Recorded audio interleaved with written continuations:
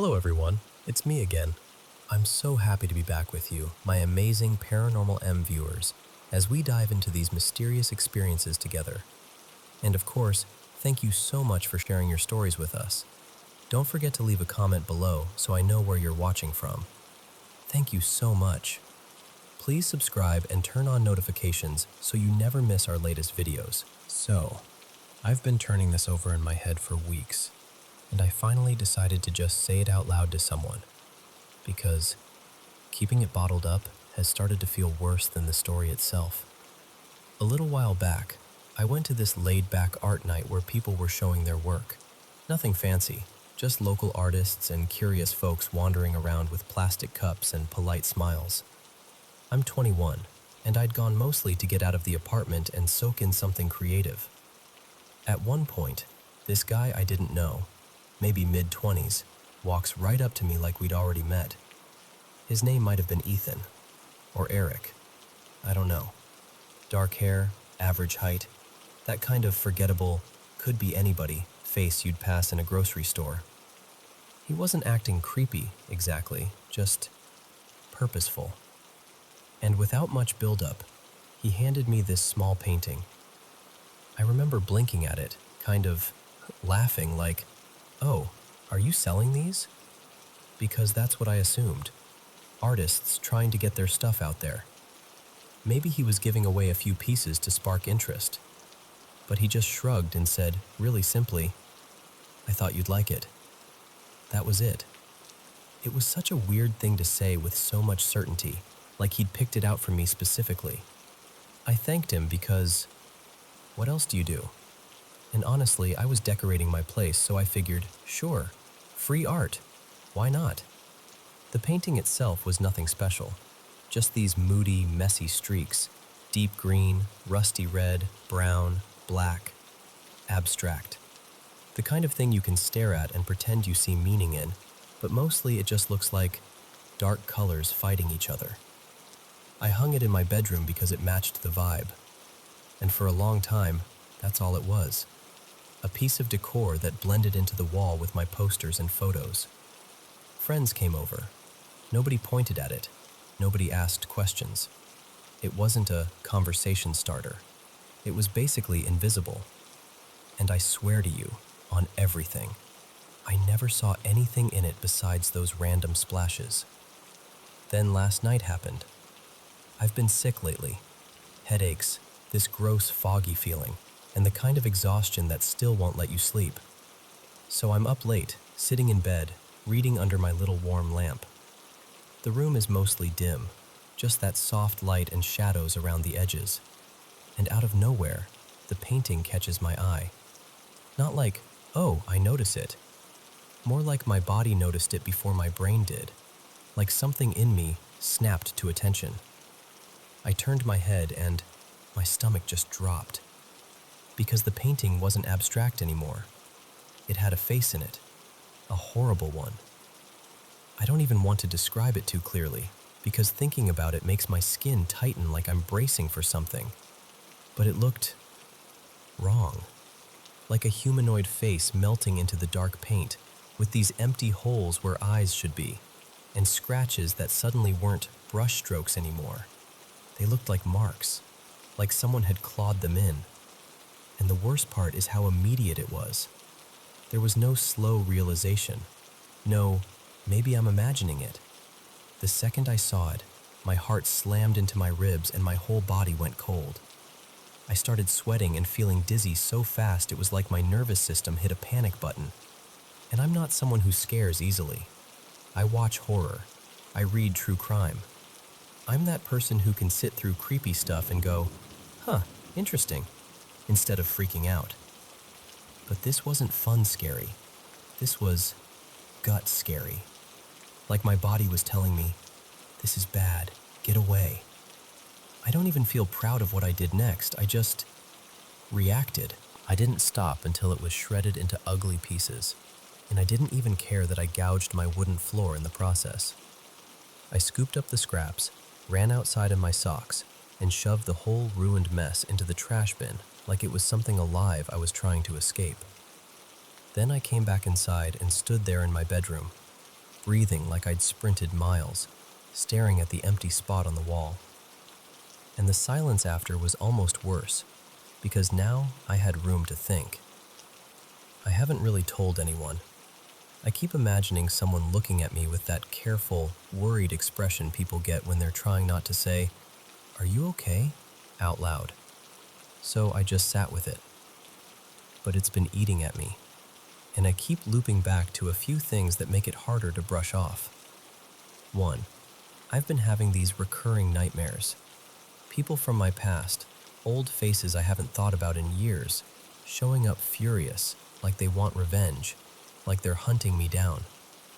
It could be the sickness, the stress, the lack of sleep, but part of me keeps whispering that it's connected. Like that painting brought something in, or amplified something, or just shifted something. 2. I can't stop thinking about the guy who gave it to me. The casual certainty in his voice. "I thought you'd like it." Like he knew.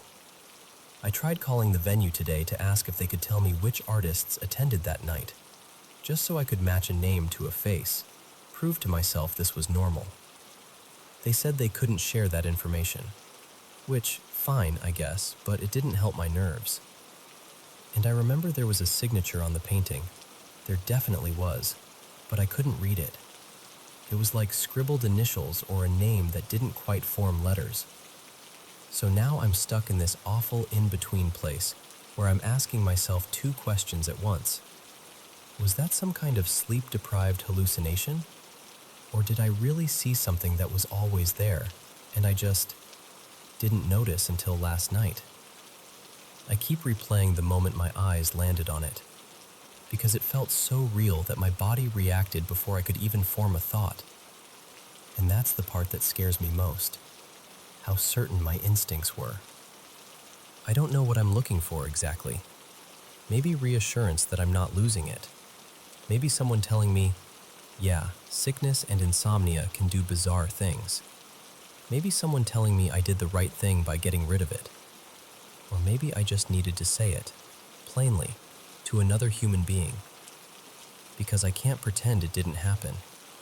And I don't think I'll sleep with an empty wall in my room without remembering what used to hang there.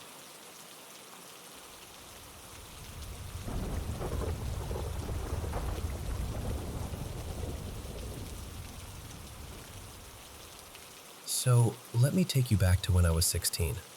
It was 2007, middle of winter, the kind where the cold feels like it's pressing its face against the windows. We lived in this old house tucked deep in the woods at the end of a long gravel driveway.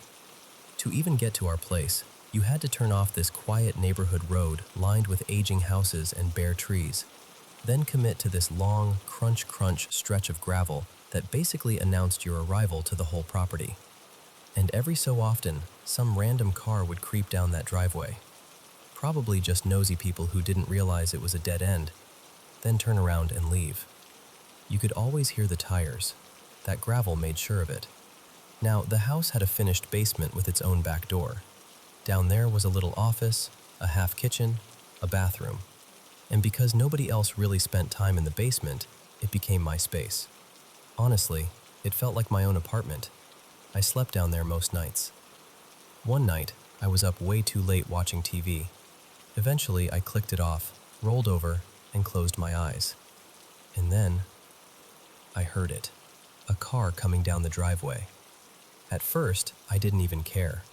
I remember thinking, great, another lost person. But then the sound kept going, right down the whole driveway, all the way to the front of the house. Tires crunching, gravel popping. Then the car stopped. I heard it idle, then the engine cut off. And then, clear as anything, a car door shutting. That part snapped me awake. I lay there, listening for footsteps or voices, but it was just quiet. So after a minute, I got up and went upstairs to check. I didn't turn on lights. I just moved through the window and looked out the front windows. No headlights, no car, nothing in the driveway. And my mom always kept her car under the carport, which I could see from the front door window panes. Her car was right where it was supposed to be. So I stood there, confused, staring out at empty night. Eventually, I told myself I must have imagined the door sound, or maybe the car turned around fast and left.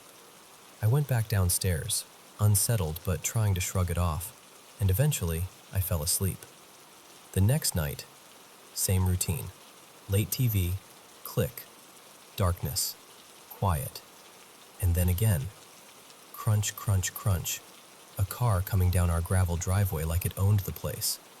It pulls all the way up, idles, engine cuts off, car door shuts. This time I got up immediately, went upstairs and checked the windows again. And again, nothing. No car, no lights, no movement. Just the woods and the driveway and that empty, cold silence. I remember standing there thinking, okay, what is happening? I didn't have another option, so I went back downstairs and tried to sleep. But I'll be honest, my body didn't really believe I was safe anymore.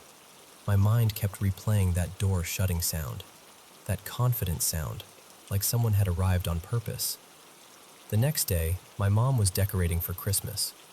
One of the things she did was hang those little jingle bells on the knob of the basement back door, the one that opened to the backyard. And you need to understand something about that door. We basically never used it. In winter, my family would cover doors and windows we didn't use with plastic, taped tight, like we were sealing the house up against the season. That basement back door was one of them. Plastic stretched over it, taped down. In front of it, we kept 2 big bins of cat litter. And it wasn't just casually locked. It had a chain, a deadbolt, and the regular doorknob lock. 3 locks, plus the plastic, plus the clutter in front. Also, my stepdad Marcus was away for work at the time. He'd take jobs out of town and be gone for weeks. So it was just me and my mom in the house. I turned off the TV. The room settled into darkness. I remember staring at the faint rectangle of moonlight coming through a small window near that doorway. And then, the car, again, crunching down the driveway, deliberate, coming all the way down like it had done it before. I listened to it pull up in front of the house. I heard it idle. Then the engine cut off. Then the car door shut. This time, I didn't go upstairs. I don't know why. I just couldn't. Something in me said, don't move. Don't announce yourself. So I lay there, frozen, listening. A few seconds passed, and then I heard the basement back door bells. A soft jingle at first, then silence. Then another jingle, clearer, like someone had touched the knob. Then silence again. Then the bells jingled a third time, longer, as if somebody was testing it, handling it, figuring it out. I felt my stomach drop. I could actually feel my heartbeat in my throat.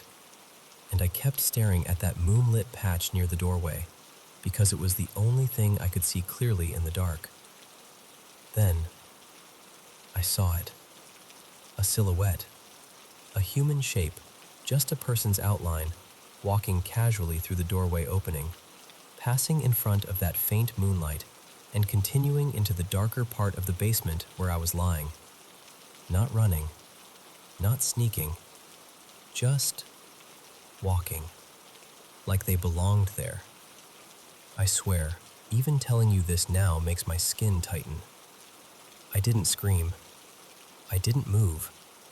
I didn't even breathe right. My brain did something I still can't fully explain. It just shut down, like a breaker flipping. I remember this overwhelming surge of nope, like my mind decided the only way to survive was to stop being present. And then, nothing. The next thing I remember is my mom shaking me awake. She only ever came into the basement in the early morning because she used the basement bathroom while getting ready for work. But this wasn't her normal wake-up. She was scared. She was saying my name, Evan, Evan. and her voice sounded tight and thin, the way people sound when they're trying not to panic. And she was holding this old aluminum Little League baseball bat of mine like it was the only thing keeping her upright. The second I sat up, she whispered, "I think someone's in the house." I remember saying, loud, "What?" And she said, "The back door is open." I stood up so fast I got dizzy and walked straight to the doorway into the kitchen area. And yeah, the back door was wide open, pushed all the way as far as it could go. The cat litter bins had been shoved out of the way. The plastic that had been taped over the door wasn't torn. It wasn't shredded. It wasn't hanging in strips. It was just not properly sealed anymore, like it had been carefully worked loose. And the locks? All 3 of them were unlocked. No broken glass, no splintered wood, no damaged chain. Nothing cracked, nothing forced. It was just opened. Like somebody had the patience and the time and the control to undo everything without leaving a trace. We went outside, and the wooden gate in the fence was also wide open. Again, not halfway, not drifting. Open as far as it could swing. I searched the basement, then the upstairs. Closets, rooms, behind doors, everywhere. My mom hovered nearby, gripping the bat. No one was there. Nothing was stolen. Nothing looked disturbed. But the house felt wrong after that, like it had been visited. I started sleeping upstairs from then on. No debate. I didn't care if I had to sleep on the floor. And here's one more detail that still messes with me. That basement TV would sometimes turn itself off when I left the room, and then turn back on when I walked back in. Same TV we'd had for years, before that house and after. Never did that anywhere else. Only there. I've had other strange experiences in my life, sure. But what I can't shake is that car, how I heard the engine, the door shutting, how it always sounded so real, and yet there was never a car outside. And then that night, the door ended up open anyway, unlocked, untouched, like whatever came down that driveway didn't need to break in, like it already knew how to get in.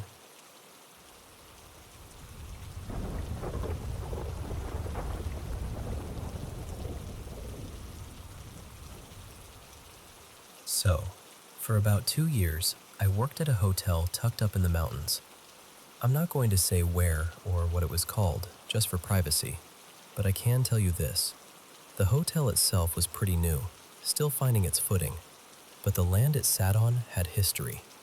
Old history. Like early 1900s kind of old.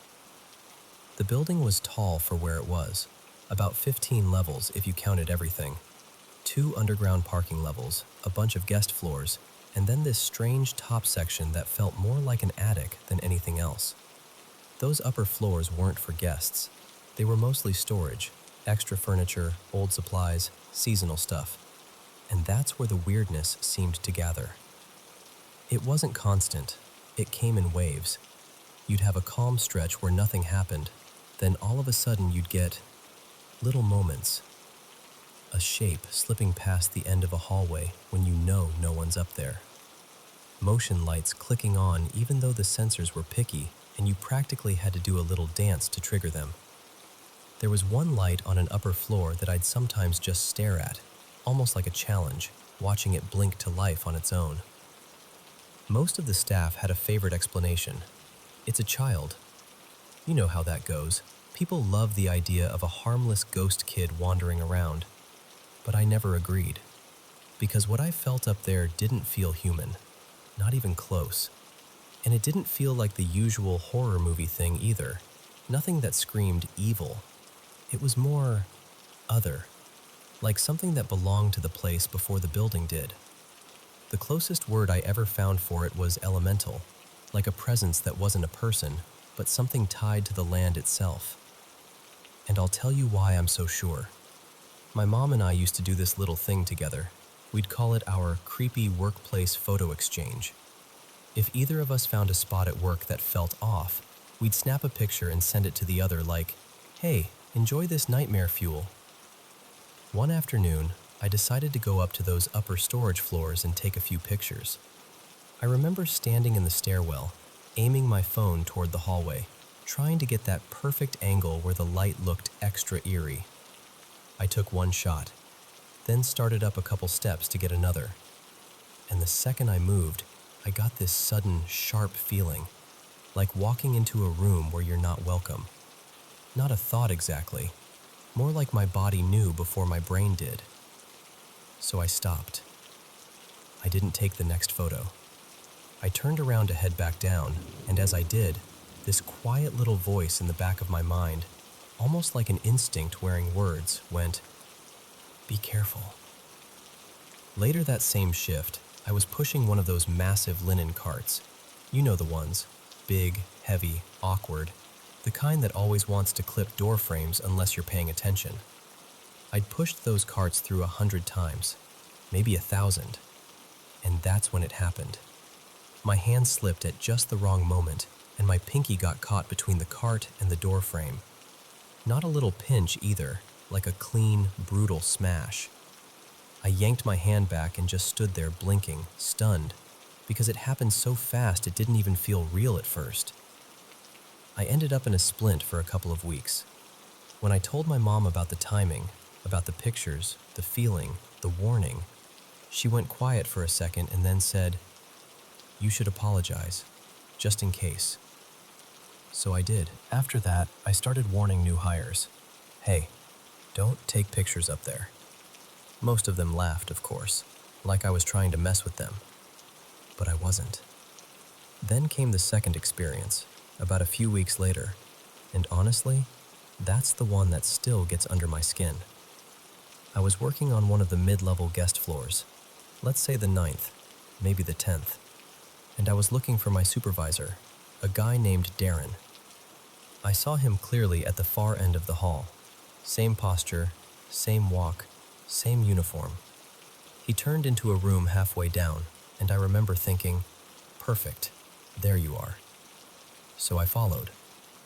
I walked straight to that room, pushed the door open, and it was empty.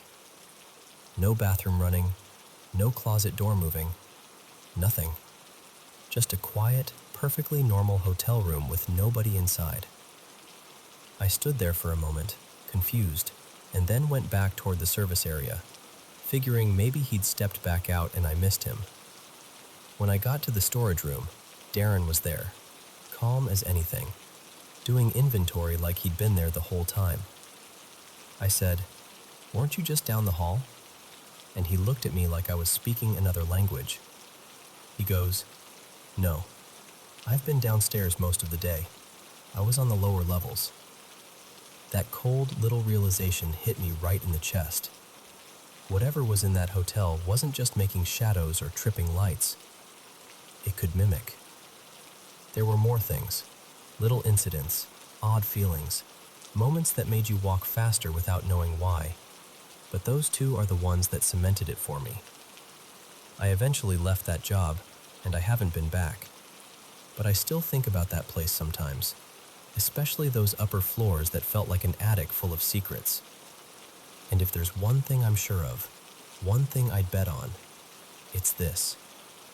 Whatever it was, it didn't want its picture taken.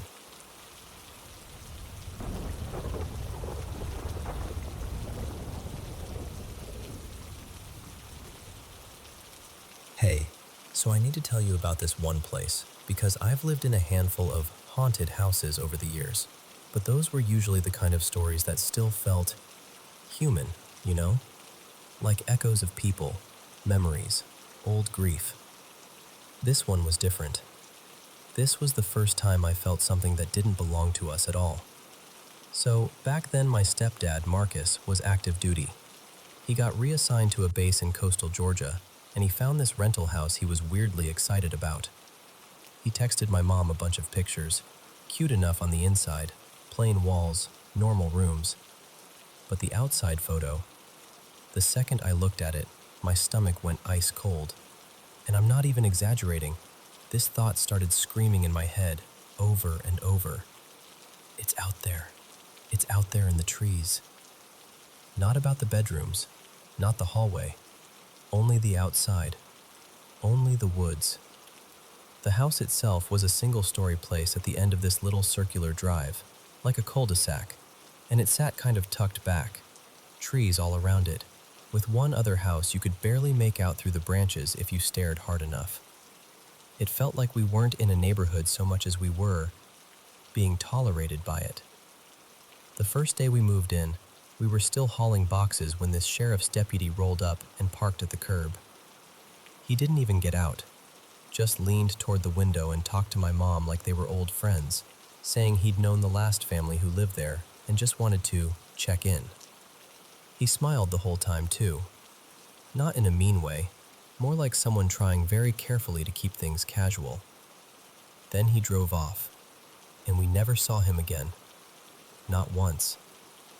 After that, every time I stepped outside, I'd get this sensation, like my instincts were yelling at me to turn around, like something was watching from the tree line. But it wasn't the usual predator feeling. It felt inviting, like it wanted me to come closer, like it was curious, almost playful, mischievous. And that somehow made it worse, because it didn't feel like it wanted to scare me away. It felt like it wanted my attention. And then the little things started stacking up. I'd be in the living room and catch movement by the windows, tall shapes just passing by, like someone walking past the glass on purpose.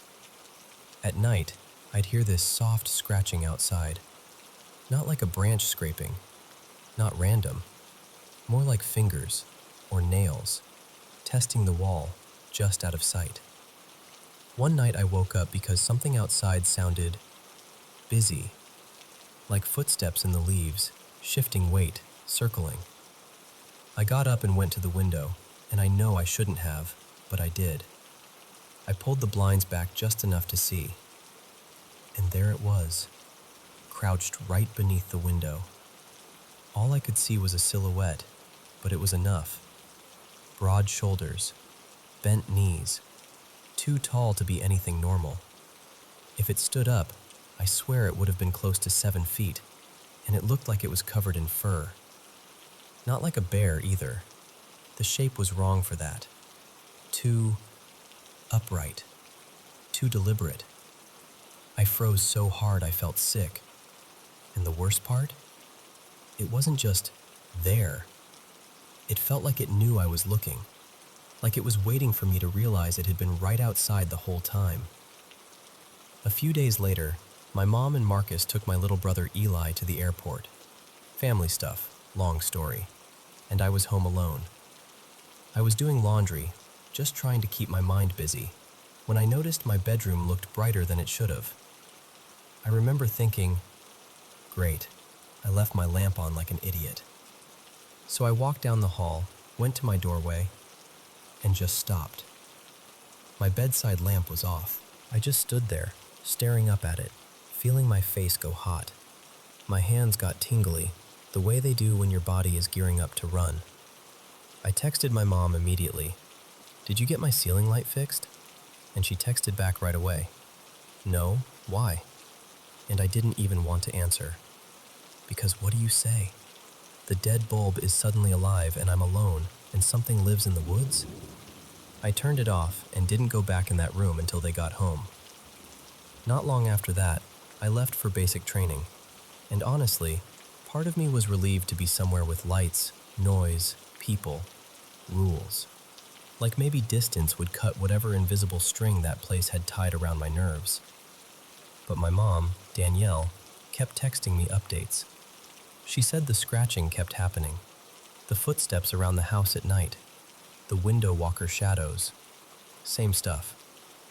And then one night, she and Marcus were standing by the front door talking, just normal end-of-the-day stuff, and they both heard someone sprint up onto the porch. Heavy steps, fast. Like whoever it was came charging right at the door. Then the doorknob rattled, hard, like someone was trying to get in. Marcus yanked the door open immediately, like no hesitation, and there was nothing. No person, no animal, no movement. Just the porch light washing over empty boards, and the woods sitting back in the dark like it was holding its breath. We moved eventually, and we never got answers. No sightings that turned into proof. No tidy explanation. Nothing you can point to and go, oh, it was just this. But I know what I felt there. I know what I saw crouched under that window. I know that the woods didn't feel empty. They felt occupied. And if I'm being honest, I don't think whatever it was ever meant to hurt us. I think it was just there, and it didn't like being ignored.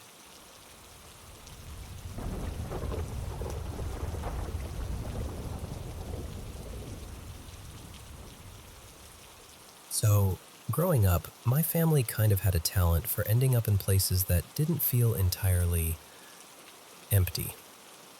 Part of it was being a military kid. We moved a lot, and when you're stationed on older bases, you don't always get the shiny, brand new neighborhood. Sometimes you get the stretch of housing that's been there forever, the part people casually joke about being the weird side. And honestly, sometimes the jokes feel a little too accurate. There was one base we lived on twice in my life. The first time I was little, too young to have words for what I was sensing. The second time we came back, I was older, and I'd gotten really into paranormal stuff. I'd read, I'd watched documentaries, I'd learned the language people use for these things. So returning there felt like coming back to a place that already knew my name.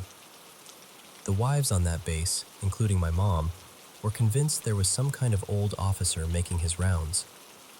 They always described him the same way, stern, restless, like he still thought he was in charge of the whole street.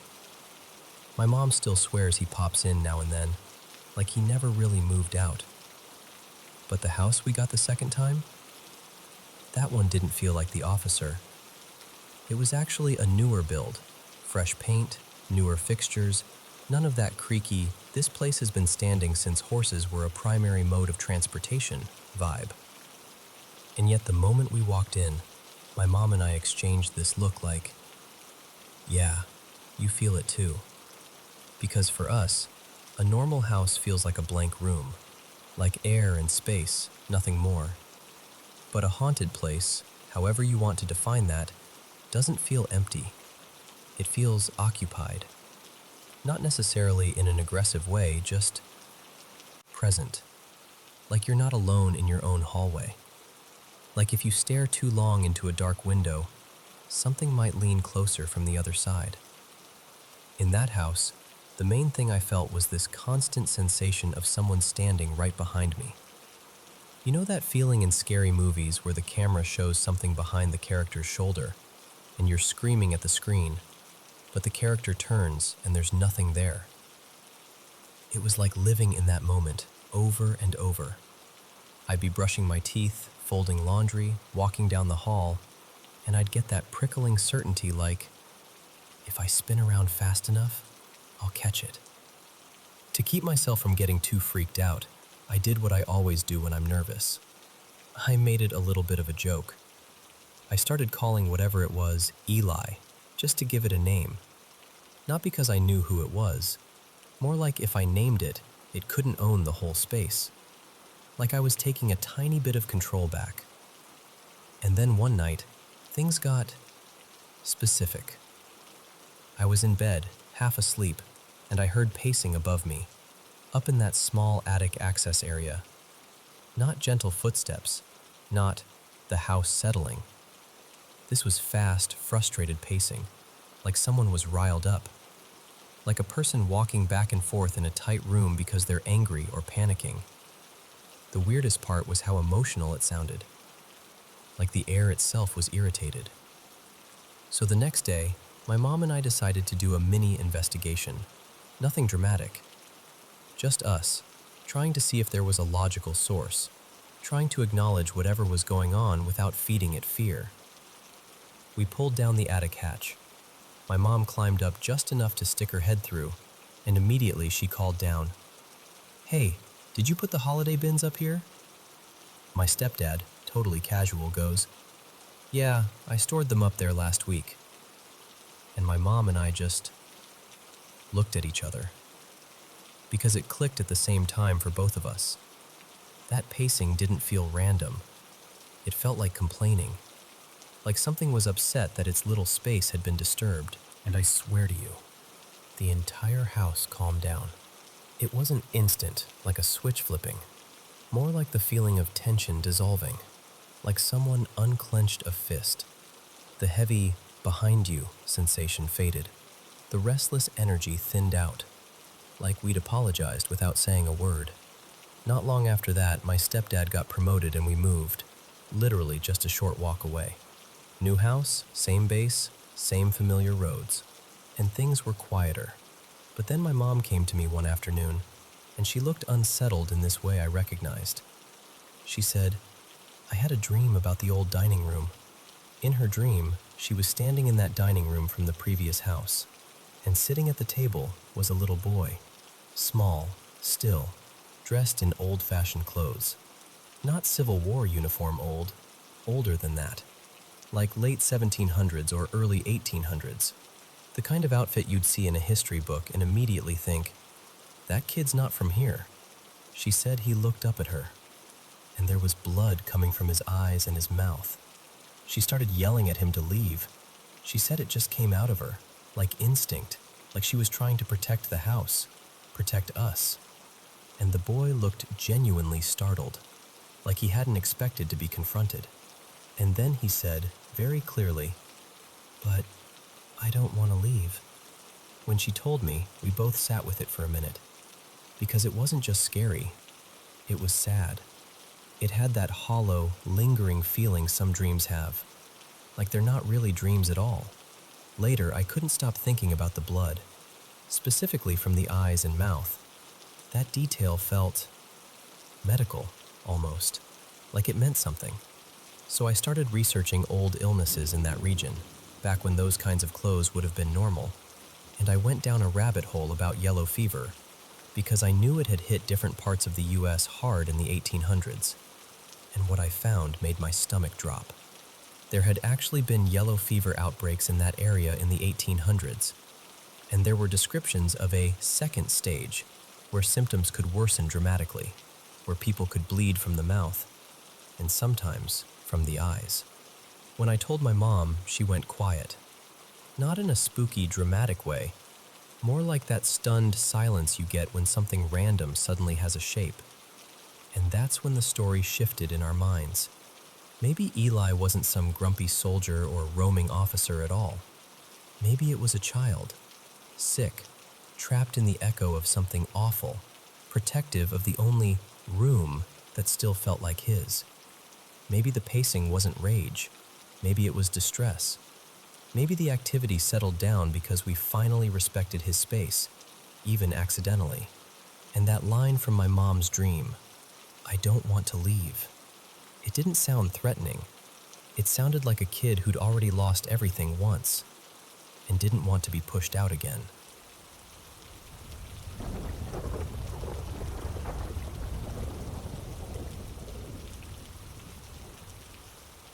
So, I told my parents this years ago, and they laughed it off. Said I was just a kid with an overactive imagination. And look, maybe I was. I'll even admit some details have blurred together over time, and I've probably fixed parts of it in my head so it makes more sense. But I'm still telling you, something happened, and it stayed with me. I must have been around 7 or 8. It was early, like right before school. That weird in-between time when the house is quiet and the TV feels louder than it should. I was sitting on the carpet with a bowl of cereal, flipping through channels, half awake. And then this commercial came on. No logo, no narrator, nothing cheerful. Just this completely white room, empty like a hospital hallway, but even worse. No corners, no furniture, just blankness. There was a door, but it almost blended into the wall like it had been painted over 100 times. The door opened, and something came through. It looked like a man at first glance, human-shaped enough that my brain wanted to label it that way. But he was wrapped in these dark bandages, tight and uneven, like someone had hurriedly bound him up. His skin was pale, almost chalky, with patches that looked irritated, kind of pink-red, like raw, cold skin. And his eyes, bright, icy blue. The only normal thing about him, and that somehow made it worse. What I can't shake is the way his limbs looked. Too long, too thin. And he didn't have hands or feet, no fingers, no toes. But it wasn't like an injury, you know? There were no stumps. The ends of his arms and legs were just flat, clean, like they'd been pressed smooth. And while he moved closer, slow at first, this music started. Not a melody, more like a warped, swelling sound that felt like it was crawling under my skin. It got louder the closer he got, like the room itself was amplifying it. I remember standing up so fast my cereal bowl tipped over. I didn't even change the channel. I shut the TV off completely and bolted to get ready for school, heart hammering like I'd done something wrong just by seeing it. And honestly, if that was the end of it, I could have written it off as a creepy late-night ad that aired at the wrong time, or my brain glitching because I was a sleepy kid. But it wasn't the end. A couple months later, 2, maybe 3, I was exhausted one morning and fell asleep in this old armchair in our living room. One of those accidental naps where you don't even remember closing your eyes. And then I'm dreaming, but it doesn't feel like a dream. It's nighttime. The house is dark. I'm stuck in the chair, like my body is made of wet cement. I can't move my arms, can't sit up, can't even properly turn my head. And from the entryway, I hear something. Little noises at first, like someone fumbling with the door. Then silence.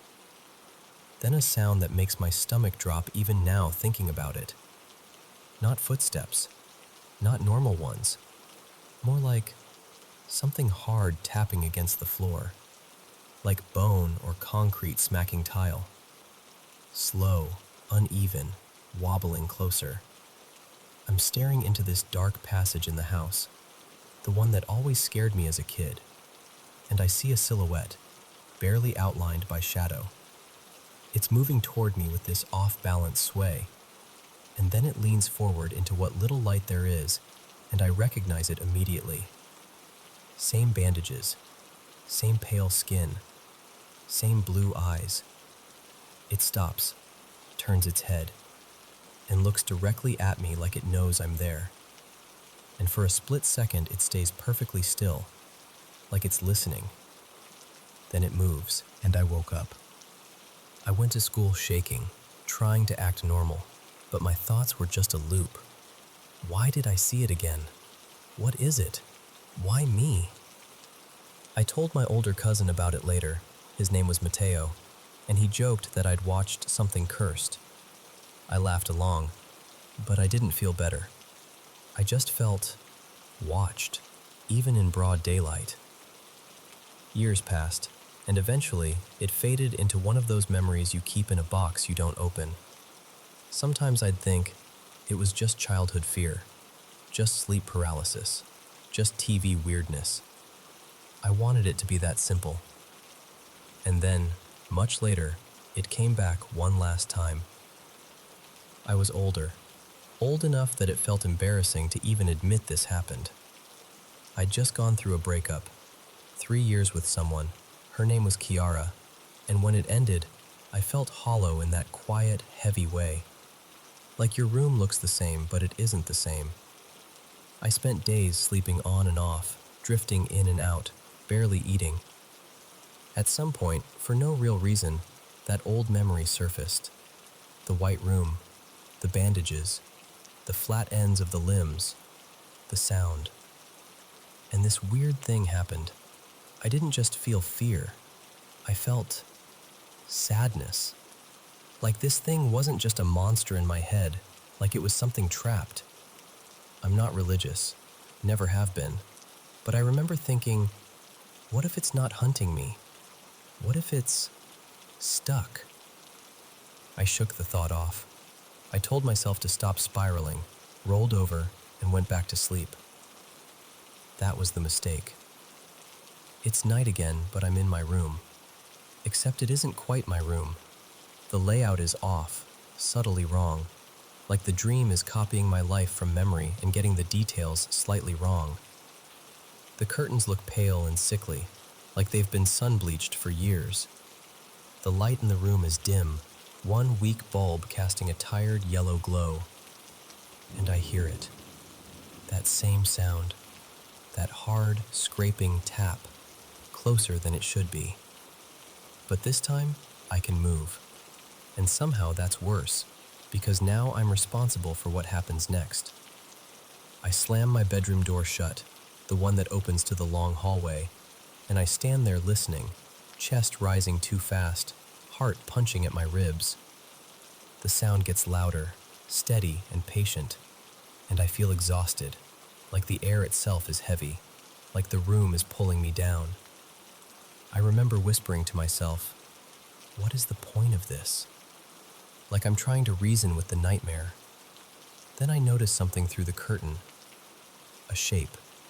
A silhouette standing just outside the window, barely visible, like a stain on the night. Watching me. The tapping stops. And it's quiet in that awful way where you can hear your own blood rushing in your ears. I stare at it, trying not to blink. Like if I look away even for a second, it'll change positions. Seconds stretch. And then, crack. The glass makes this tiny spiderweb sound. My whole body jolts with panic, and suddenly I know exactly what I have to do. Run. I rip the door open and sprint into the hallway just as the window behind me shatters with this violent, exploding sound. I don't look back. I can't. I just run, barefoot, breath tearing, hearing that horrible tapping behind me, faster now, closer, like it's gaining. I hit the stairs, slip, and tumble hard. My shoulder slams, my hip screams. I land near the front entrance in a heap, stunned and aching. And the sound is right there, close enough that it feels like it's inside my skull. I scramble toward the door and yank it open, desperate for outside air, desperate for anything that isn't this house. But I'm too slow. Not walking upright, moving low, wrong, like a spider made of bandages and pale limbs, those flat ends slapping the floor, propelling it forward in jerky bursts. Its blue eyes locked on me, unblinking. It's almost on top of me. And I wake up, wide awake, sweating, shaking, that horrible empty fear sitting in my chest like a weight. It's been about 2 years since that last dream. Sometimes I can go months without thinking about it. And then a white hallway in a movie, or a door in bright light, or the sound of something tapping on concrete will bring it all back. I still don't know what it was. A weird commercial? Sleep paralysis? My brain stitching fear into a story and replaying it when I'm vulnerable. Maybe. But whatever the explanation is, I just know this. I never want to see it again.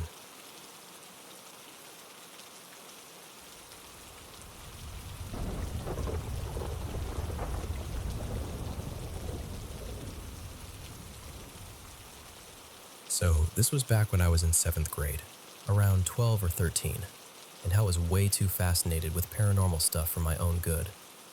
Like, I'd mess around with those games people dared each other to try, little rituals I barely understood, thinking it was all just spooky fun. And honestly, the deeper I got into it, the more it felt like I was inviting something to notice me. One night, I couldn't sleep at all. I kept rolling over, flipping my pillow, doing that whole maybe this side is cooler thing. And I remembered this tip I'd read somewhere. If you can't fall asleep, just keep your eyes open until they get tired, and you'll drift off faster. Sounds dumb, but I was desperate, so I tried it. I'm lying there, staring around my room, just letting my eyes wander. Everything's quiet. The door is cracked open, like it usually was.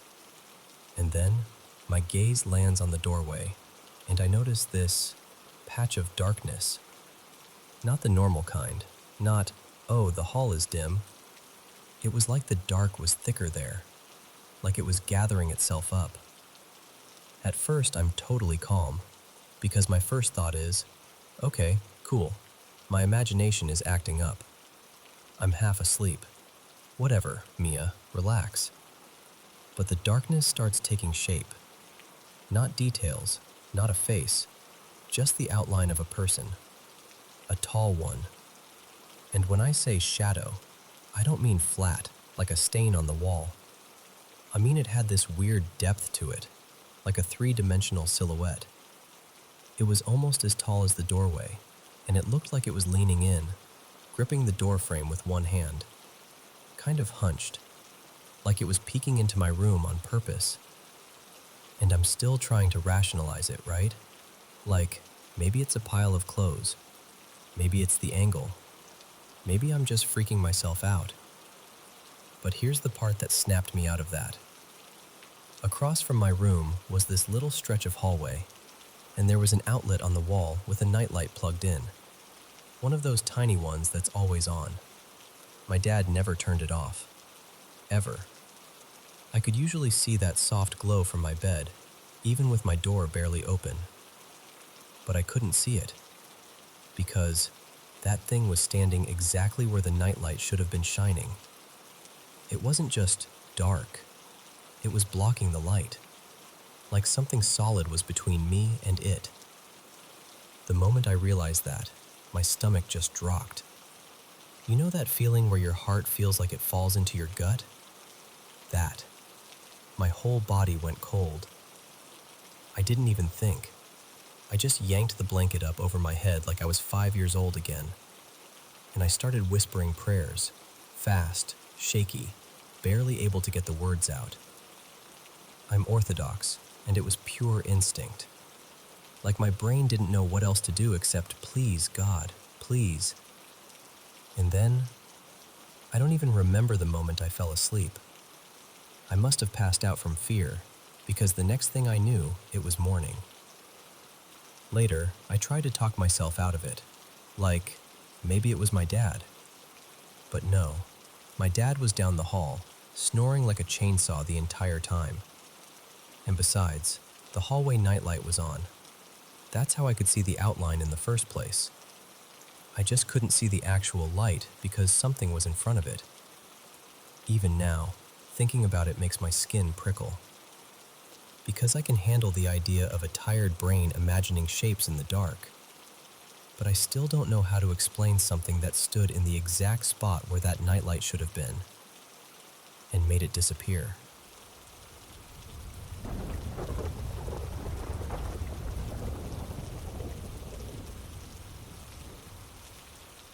So, I'm just going to talk to you like I'm sitting across from you at a kitchen table, okay? Because if I try to explain this any other way, I start hearing my own thoughts get loud, and then I second-guess everything I've ever lived through. Ever since I was a kid, I've noticed things other people either don't notice, or they notice and pretend they didn't. And yeah, I know how that sounds. Trust me, I'm the first person to try to talk myself out of it. Quick context before I really get into it. My family has a heavy history. Stuff like cancer, chronic depression, bipolar disorder, and migraines. I've never been diagnosed with any of that myself, but it's always been in the background, like this quiet explanation people can point at if I ever say, hey, something's not right. The first thing I can remember clearly is this nightmare. I started having it when I was about 7. I'm 22 now, and it still comes back, especially when something bad happens in the family, or when the air in life just feels tense. In the dream, I'm standing in this blank, pale room. Not scary. Honestly, it's almost calming, like floating in silence. I can hear myself thinking, like my thoughts have space to echo. And then, without warning, the quiet gets shredded. It's screaming. Not one voice, not even a few. It's like the room fills up with a crowd of something, and they're all screeching at once from every direction. It's so loud, it doesn't even sound human anymore, and it doesn't stop until I wake up. And every single time I wake up, I get a migraine. Like the dream leaves a bruise behind. For years, I told myself it was just a nightmare. A weird, recurring one, sure, but still just a nightmare. Then one afternoon, I mentioned it, casually, to this woman named Marisol, a friend of my grandma's. I didn't even mean to make it a whole thing. I was like, isn't it odd how brains do that? Kind of laughing, trying to keep it light. But she didn't laugh. She went dead serious and said, "Whatever you do, don't answer them." I remember just staring at her like, answer who? And she leaned closer, like she didn't want the walls to hear. She told me not to scream back, not to speak, not to plead, not to try to calm them down. Just let it happen until it ends on its own. She said sometimes things use a mind like a doorway. Like if you respond, you give them a handle to grab. Now Marisol is one of those people who truly believes in spirits. She cleanses her house with herbs. She trusts her gut like it's a sixth sense. And she refuses to step into places that feel wrong. Not unsafe because of people. Unsafe because of something else. And the thing is, I kind of understood what she meant, because I felt that wrong feeling too. We moved a few times when I was younger, and in almost every place, there was at least one corner of the house that felt occupied. There was one house in particular. When I think about it, my chest still tightens. I hated being inside. I spent most afternoons outside until the sun went down, and on weekends, I basically lived at my friend Kira's place just to get away from it. I slept better anywhere that wasn't my own bed. One night in that house, I was in my room with my little brother, Evan. We were just talking, nothing spooky, nothing dramatic. I remember I just shut my closet door and it clicked into place. Both of us heard it. A minute later, the closet door creaked open. Slow, like someone was pulling it from the inside. And then it slammed shut so hard it rattled the frame. Evan and I didn't even speak. We just looked at each other and left the room like it was on fire. And that was only one thing. I used to see movement in the hallway late at night, like a person walking toward the bathroom. I'd get up thinking it was my mom or Evan, but when I checked, nothing. Empty hallway, quiet house. There were nights I felt pressure on the edge of my bed, like someone sitting down, slow, careful, while I was wide awake. And sometimes the air felt charged, like static before a storm, making the hair on my arms lift for no reason. I know how this sounds. I do. Half the time, even I hear myself and think, okay, maybe you're exaggerating. But when it's been happening since you were little, it doesn't feel like a story you invented. It feels like a language your body learned without asking permission. My grandmother's house was different, though. It had activity, sure, but most of it felt familiar, almost like the house remembered people. In her backyard, I used to see shadows slipping between the trees, not someone standing in the dark, more like shapes moving where nothing should move. And inside the house, there was this tall figure I'd see sometimes in the hallway near her bathroom. Tall, like around 6 feet. Solid. There was a sharpness to him, like he carried authority. Strangely, he didn't scare me. It was more like noticing someone leaning in a doorway at a family gathering. Later, when I described him, my grandmother got really quiet and said, "That sounds like your great-grandfather, Raphael." She told me he used to stand right there when people were over, like he couldn't sit still, like he was always watching over things.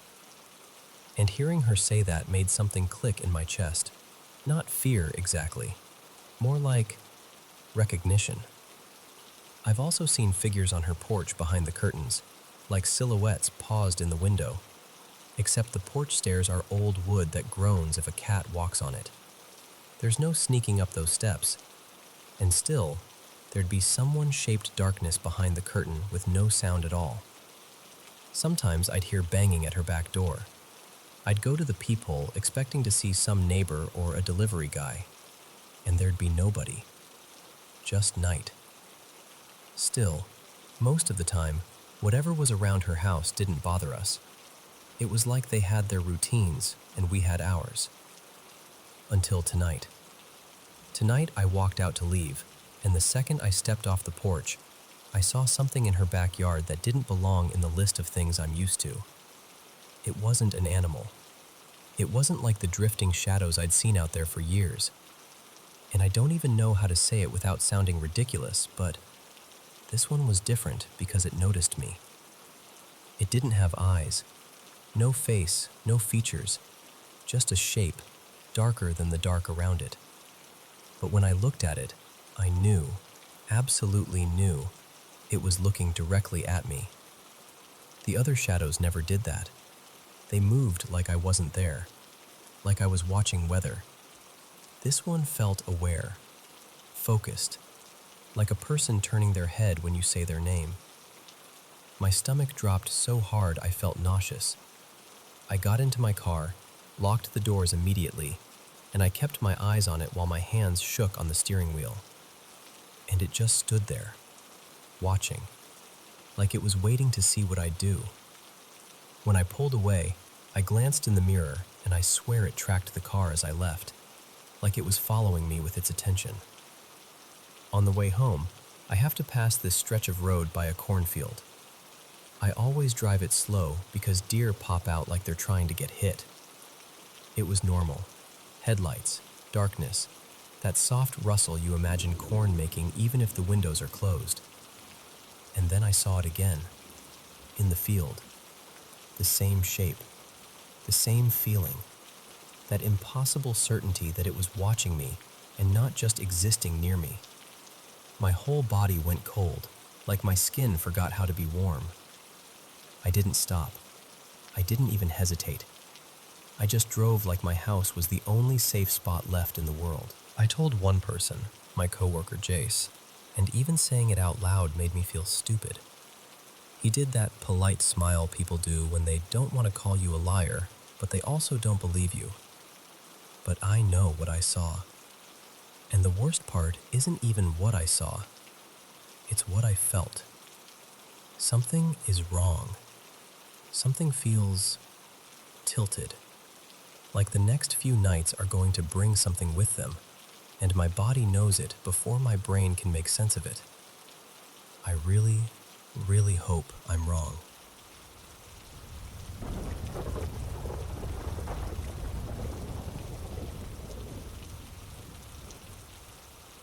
Hey, so I've always been a ridiculously intense dreamer.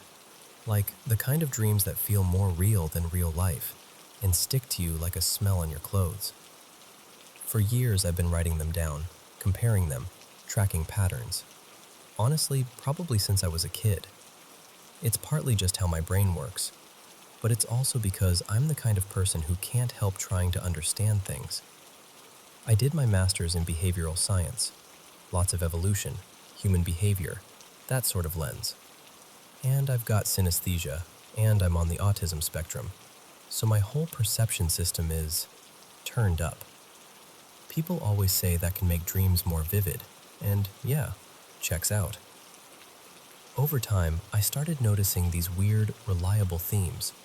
Like, right at the start of my menstrual cycle, I'll dream about the ocean, every time.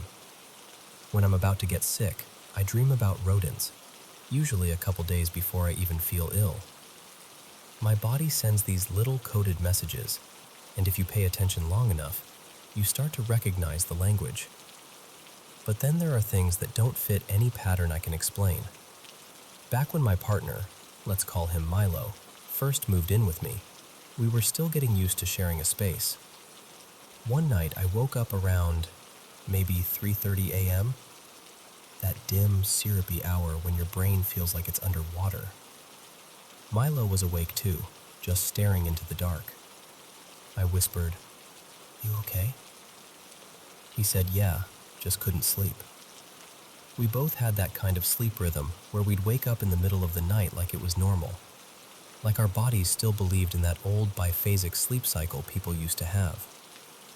Anyway, I rolled over and I fell back asleep pretty quickly. The next morning we were making breakfast. Nothing dramatic, just the usual slow morning. And Milo goes, completely casually, "I had the weirdest dream." I'm like, "Oh yeah? What happened?" And he says, "There was a rat in the apartment. I was chasing it around and it ran up onto the loft bed and I cut in without even thinking because it just came out of my mouth like I was finishing a line in a script. And you stepped on it and you freaked out and had to shower." He just stares at me. I stare at him. And we both do that breathless, almost laughing gasp because, yeah, that's exactly what he dreamed. Exactly. The thing is, we hadn't even spent much time together the day before. We weren't synced up emotionally. We weren't talking about rodents. Nothing. Different schedules, different headspaces. And yet, there it was. The same dream, down to the weird little details. When we compared timing, it got even stranger. Milo said he'd had that dream before we both woke up around 3:30, and I had mine after that, when I drifted back under.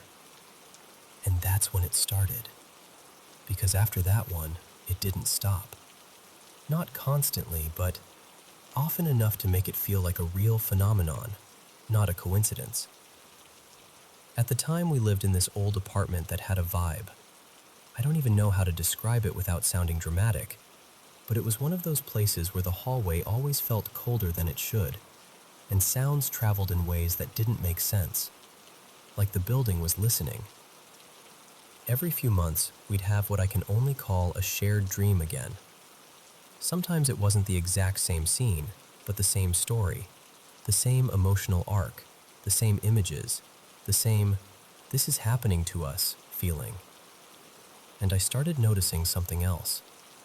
We had 2 cats then, Juniper and Salem, and on the nights this happened, they would go absolutely feral.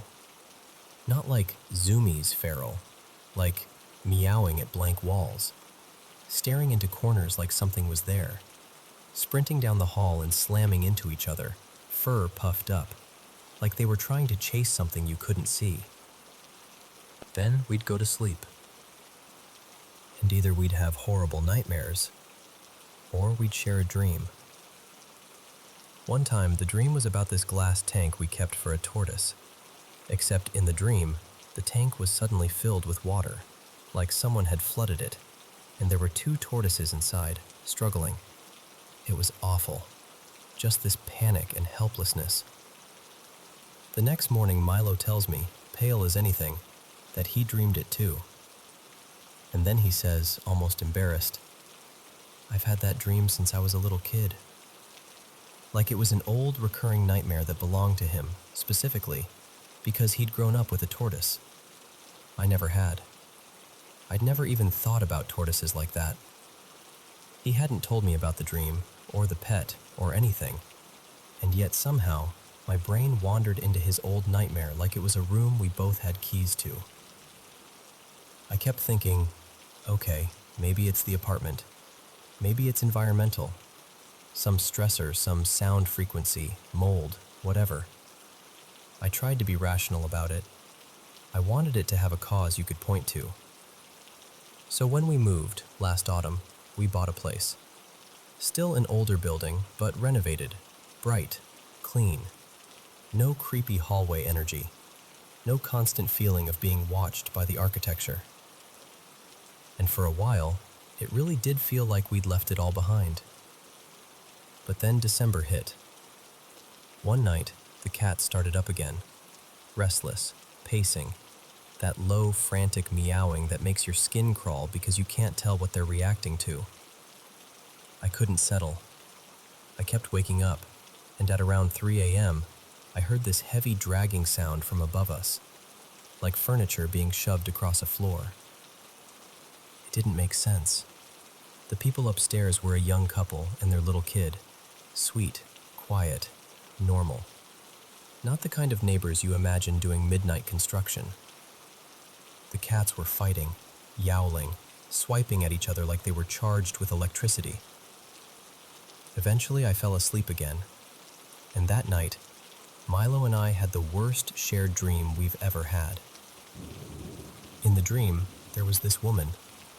Not like a normal person you meet in a dream. She felt placed. Like she belonged to the dream the way a predator belongs to a forest. She was tall, pale, long blonde hair, wearing this long black dress that moved like smoke.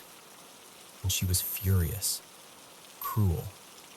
Not just mean, but that kind of relentless, intelligent malice where you feel like prey. She chased both of us. We couldn't get away. Every time we thought we'd escaped, she was already there, cutting us off. Like she didn't walk through space normally. Like she could just appear. And the most disturbing part was this scene we both remembered in the morning. Her throwing something, like a bottle with fire, toward the school building near our block. Like a Molotov. Flames blooming, screaming. When we woke up, we were both shaken, and when we compared details, it lined up in that horrible way shared dreams do. Same woman, same dress, same feeling, same scene. And afterwards, I even checked, because part of me was like, is this some buried local story? Did we overhear something? Did my brain pick up something real? But as far as local history goes, nothing like that ever happened. And here's the thing, it's not only Milo. I've had these strange overlaps with other people too. The first time, I was a kid and it happened with my dad. We were playing this video game together at the time, and we both dreamed the same weird sequence about it, like our minds were continuing the game after we shut it off. Then nothing for years, and mixed into all of this, I've always had my own private dream oddities too, like dreaming about a place, and then finding out later something real was there. One time I dreamed I was searching for something in my grandmother's library, running my fingers over the spines like I was hunting for a hidden compartment. Then later, during the holidays, she casually mentions that she keeps her most important documents tucked behind books in that exact room. Or this other recurring dream I've had since childhood, going back to an old family house, walking into the kitchen, and there's an old man at the stove. He's always there. Greasy hands, muddy shoes, like he walked straight out of wet earth. He never speaks, never hurts anyone. When I was little, he terrified me. Now it's more like, oh, you're here again. Like he's not a villain, just a fixture, a constant. And I know how this sounds, believe me. I'm always trying to hold it up to the light from every angle. Science, psychology, sleep stages, priming, coincidence, all of it.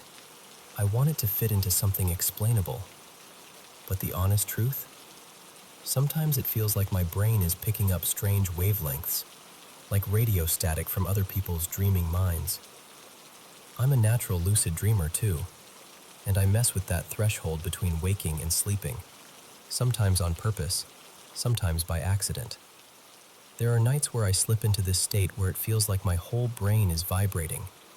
Not metaphorically, literally like a phone buzzing near your head, or a cat purring right beside your skull. Even though I know, logically, that isn't how brains work. But it happens. And when it does, I can't shake this feeling that there's a layer of reality right up against ours, thin as paper. And every so often, in the middle of the night, we press through it at the same time.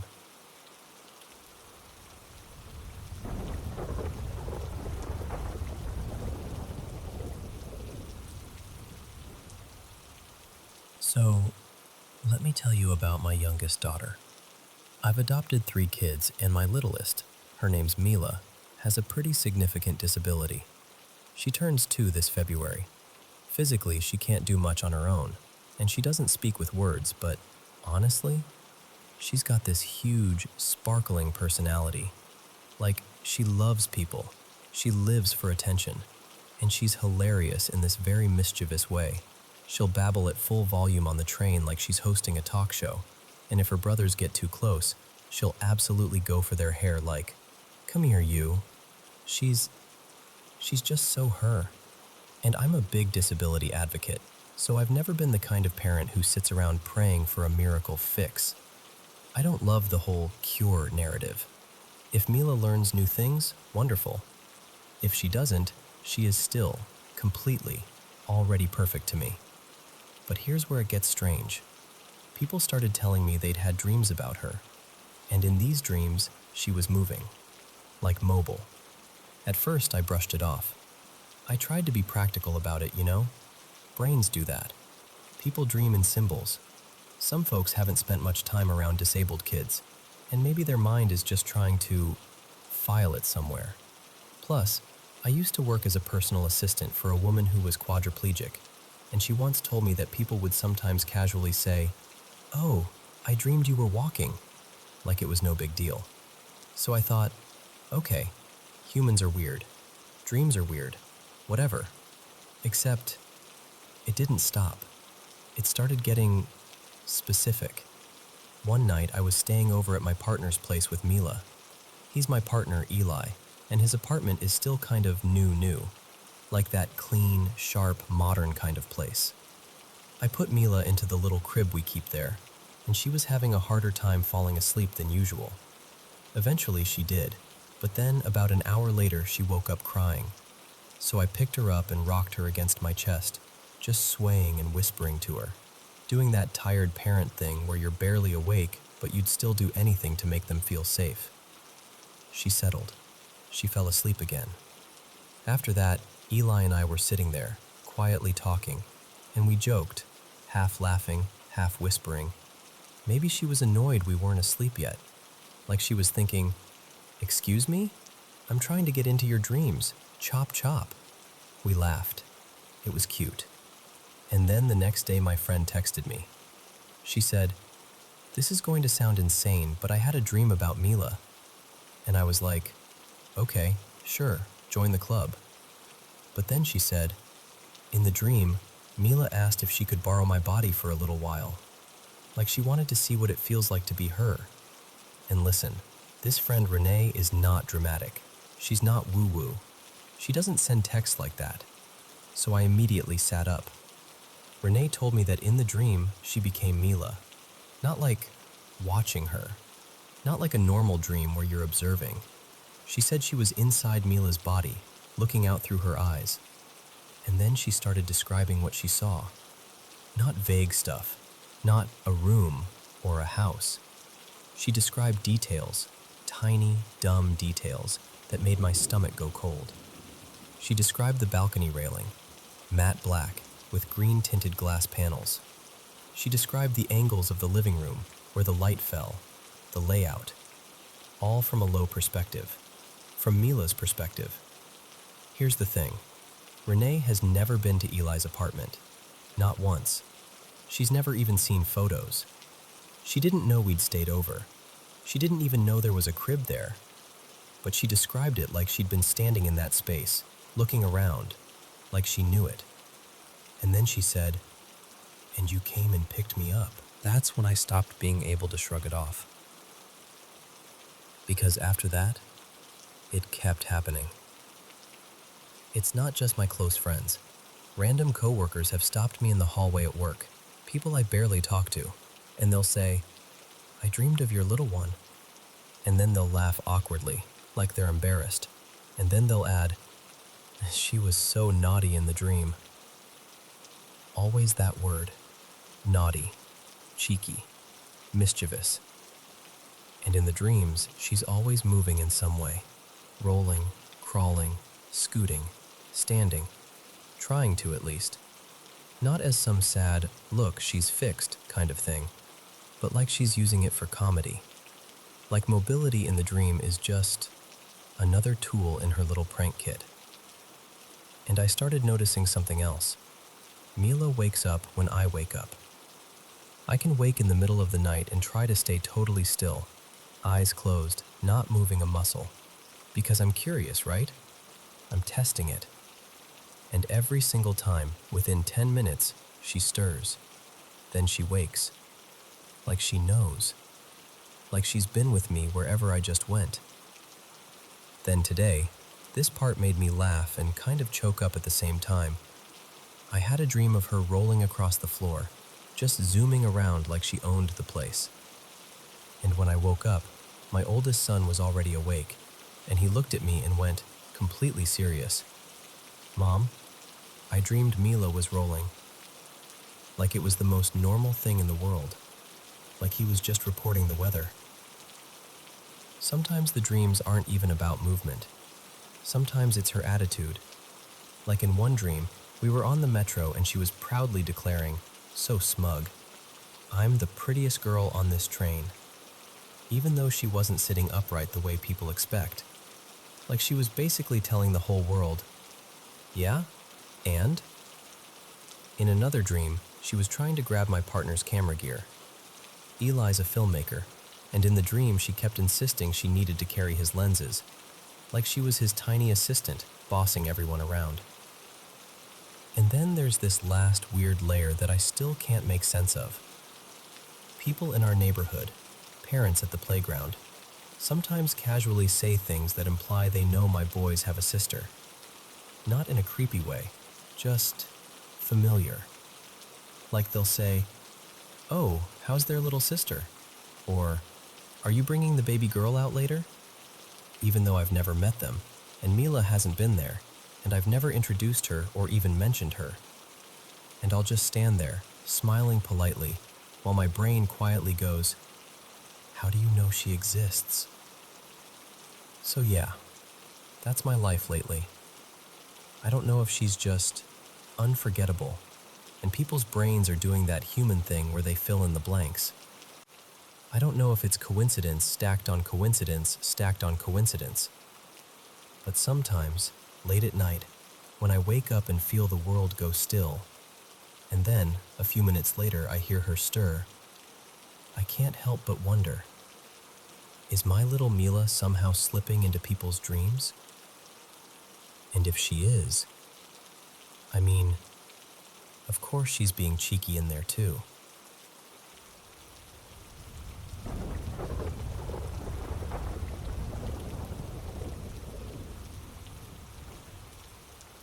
So, my grandma Lydia passed away in late autumn, right after the first real cold snap. And honestly, the months leading up to it had already wrung me out. When she died, it felt like the year finally leaned in and said, "Yeah, I'm not done with you yet." She was one of the safest people in my whole family. Same kind of humor as me. Dry, a little mischievous, always perfectly timed. When I was little, she basically helped raise me.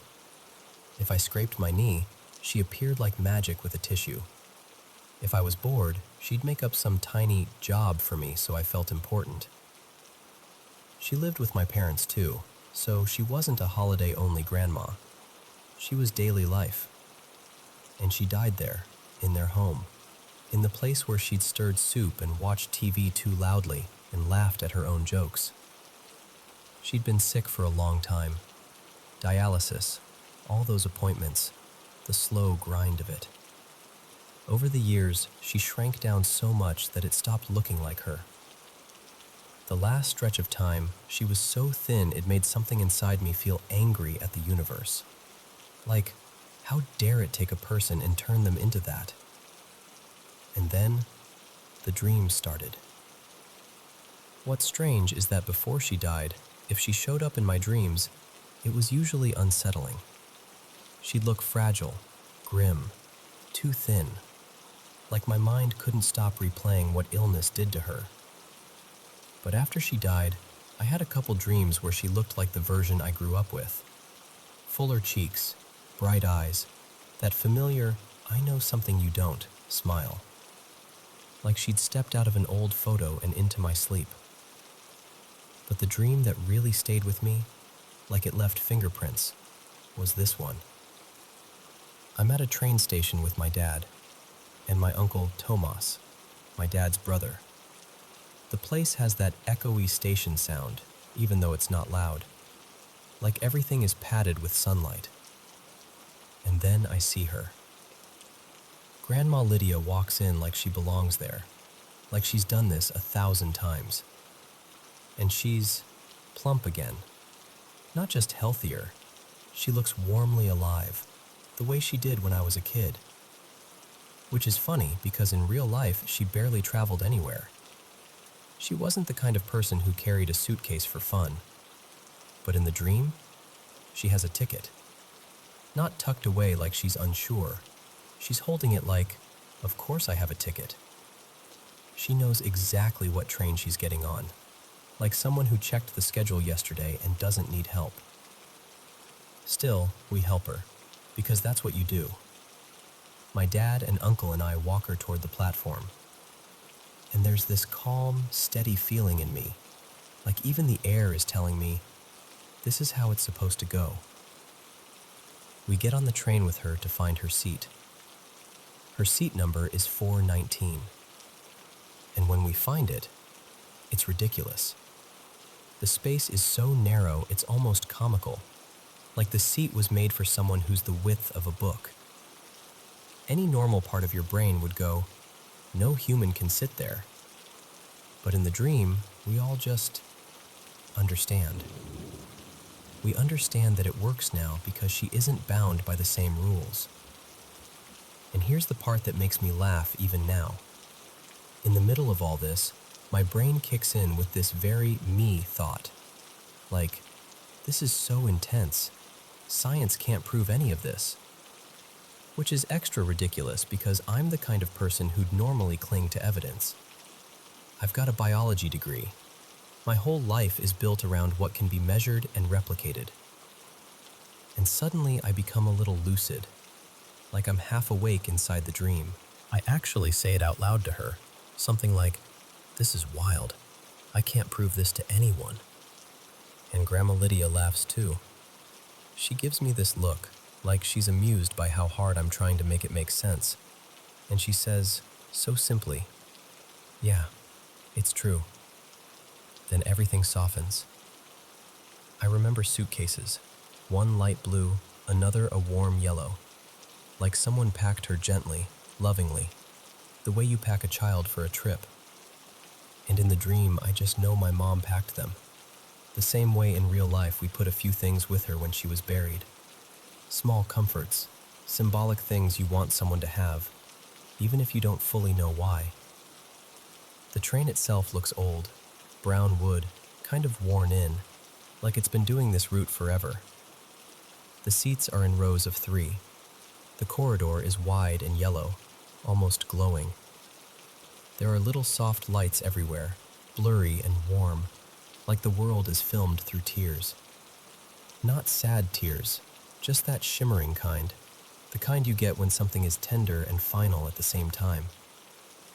We help her to her place. No panic, no begging, no dramatic goodbye. Just this steady, sunny quiet. And then, this is the only way I can say it, I send my grandma off on a train.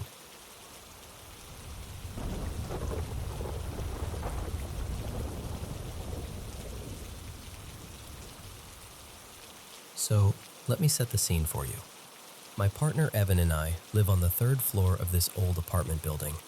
4 floors total, built back in the early 1930s. The kind with thick doors and creaky little secrets in the corners. We've only been here about 5 months, and honestly, nothing has really happened, except for a couple of moments that keep stacking up in a way that makes you pause. The first thing was a while back. One night, we both woke up around 2:40ish in the morning, like fully awake at the same time, and we could hear what sounded like someone in our kitchen. Like, not footsteps, but that very specific sound of silverware clinking, like somebody was sorting forks and spoons, maybe rinsing them. The whole tiny metal noise orchestra. We didn't jump up right then, because you know how apartment buildings are. Half the time you're hearing someone else's keys, someone else's cabinets, someone else's life. But later that morning, we both brought it up, separately, and just kind of stared at each other like, okay, so you heard it too. We laughed it off, mostly. We said it was neighbors. But even then, it didn't quite sound like neighbors. Then yesterday afternoon, something happened that I'm still trying to explain away because my brain really likes neat explanations. I was in the bathroom, glamorous, I know, and our cat Miso was batting around one of his little toys outside the door. Our toddler Nora was asleep in the other room. Quiet apartment, normal day. And then I heard what sounded like little toddler noises, like a soft babble, the kind you instinctively react to. And right after that, I saw this quick shadow pass by the doorway. It looked exactly like a small kid running past. My stomach dropped for half a second, because my first thought was, she's awake. But before I could even do anything, Miso sprinted back from that direction, making this sound he does sometimes. This long, dramatic howl that weirdly can sound like a small child calling out.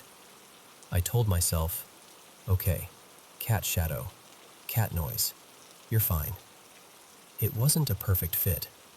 The shadow didn't feel very cat-shaped, but I forced it into place because I wanted it to make sense. That night, Evan told me something else. He said he was lying in bed, not asleep, just staring into the dark, and he heard me whisper his name, softly, from the other side of the bed, like right across from him. He lifted his head immediately, ready to answer, and I was out cold, completely asleep. Not even the kind of sleep where you're half dreaming. He said he didn't feel terrified, just puzzled, like that was unmistakably my name. And then today is what really got me. I was sitting on the floor playing with Nora. She had her pacifier in, so she wasn't talking much, just making those little happy noises. I'm looking right at her face, like directly watching her, and I hear her voice, clear as day, right next to my ear. The exact way she says it too, like her little bright sing-song, "Hi." Except Nora didn't move, didn't open her mouth, nothing. And I swear to you, this wasn't a shadow, and it wasn't the cat, and it wasn't me half asleep. I was wide awake, staring at my child's face, and the sound happened right by my ear.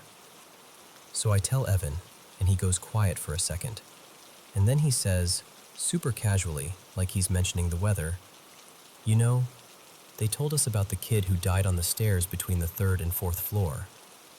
And I'm like, "They who? Told us when? What are you talking about?" Which is almost worse, right? Like, where did that come from? So now we've got the silverware at night, the hallway shadow, the whispered name, the hi in my ear, and this weird half-memory or half-dream about a child on the stairs. And the strangest part is, neither of us feels threatened. It's creepy, yes. It's unsettling. But it doesn't feel like danger. It feels more like something brushing past us, trying to be noticed, like a presence that's curious but not cruel. The timing is what really gets me. We were supposed to go away this weekend, but we turned down the trip for unrelated reasons. Just a gut feeling and a few annoying logistics. And now I keep thinking, if we had gone, would something have happened? Would we have missed something important here? Or avoided something out there? I don't know. I'm not saying I think we were saved from anything, but my mind keeps circling that thought anyway. So that's where we're at. An old building, a 3rd-floor apartment, a handful of moments that don't add up.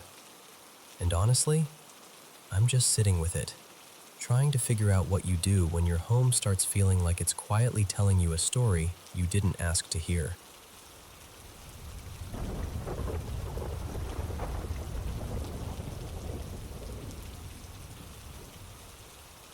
Okay, so let me tell you what happened, because I still don't fully know what to do with it.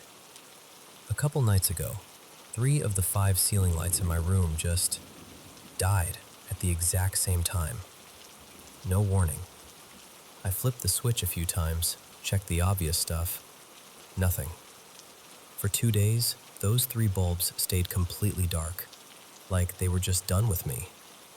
Then last night, technically super early morning, around 2:40-ish, I'm at my desk gaming with my headset on, totally locked in. And the light closest to me, one of the ones that had been dead, suddenly comes back to life. Except it doesn't just turn on, it starts flickering, like aggressively. Not the casual, bulb is old kind of flicker. This was rapid, sharp, in-your-face strobing, right above me, like it was trying to be noticed. At first, I ignore it because I'm mid-match and honestly, my brain just goes, cool, the bulb's glitching. But it keeps going. 5 minutes, 8 minutes, 10, and it's the closest light to my desk, so it feels personal, like it's hovering right over my shoulder. Eventually, I get so annoyed that I do that thing you do when you're trying to make yourself laugh instead of getting freaked out. I look up and go, half joking, "All right, knock it off, Milo. You're driving me nuts." And I swear to you, the second I said that, the light shuts off.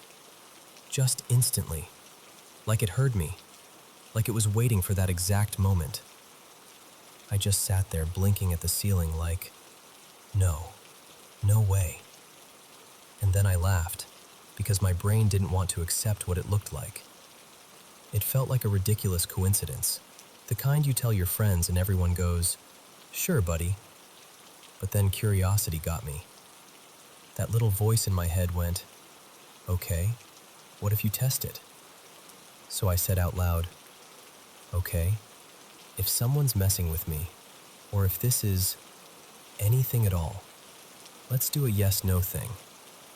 I made up a code on the spot. 1 flick means yes, 2 quick flicks means no. And then I asked, kind of teasing, kind of not, "Is anyone there?" And after a beat, like a second, flick. 1 single flick. And that was the moment I got that cold rush down my back. Not like horror movie panic, more like my body reacting before my brain could explain it. So I tried again, because I didn't want to let my imagination run away with me.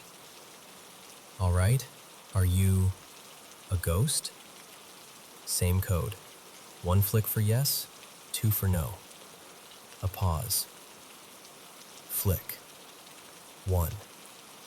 And I'm just sitting there with my controller in my hands going, okay, what is happening right now? I'm not even someone who believes in this stuff. I'm usually the person who rolls their eyes and says it's wiring or bad voltage or whatever. But I could feel my thoughts getting loud and messy. Excitement, nerves, disbelief. Like my brain was sprinting in 10 directions at once. So I decided to change the rules, because if it was random flickering, changing the code shouldn't matter.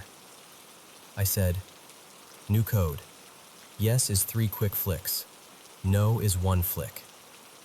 Then I asked, very carefully, "Do you need help?" And after that same little 1-second pause, flick, flick, flick. 3 rapid flicks. I didn't scream. I didn't do anything dramatic. I just stood up and said out loud, "Nope," and I left. I walked out of my room, went downstairs, paced around for a while like I was trying to shake the feeling off my skin. I kept thinking, it's electricity. It has to be. It has to be. But at the same time, the timing felt too clean, too responsive. After maybe 10 minutes, I forced myself to go back upstairs like, okay, you can't let a ceiling light bully you out of your own room. So I tried asking more questions. Same setup, same yes-no code. Nothing. No response at all. And here's the part that sticks with me. When it was responding, it always happened about 1 or 2 seconds after I spoke. And it would stop right after the answer, like it was waiting for the next question, like it was listening. Now I'm sitting here the next day feeling ridiculous for even saying this, but I haven't been able to sleep in that room. I keep getting this quiet, crawling feeling that something is watching me from somewhere just out of my peripheral vision. I'm replacing the light tomorrow. Like, new bulb, maybe new fixture, maybe I'll even check the wiring. Because I don't care what it was. I just don't want it blinking back at me again.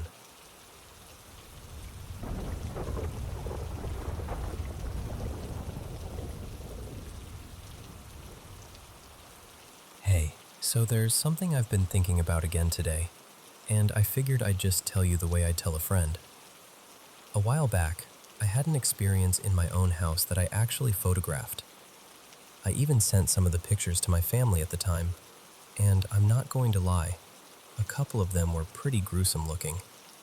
Not in a blood everywhere horror movie way, but in this unsettling, body part shaped kind of way. Like the image wanted to resemble something human or animal, even though it didn't make sense. And the thing is, I don't jump straight to, it's paranormal. I really don't.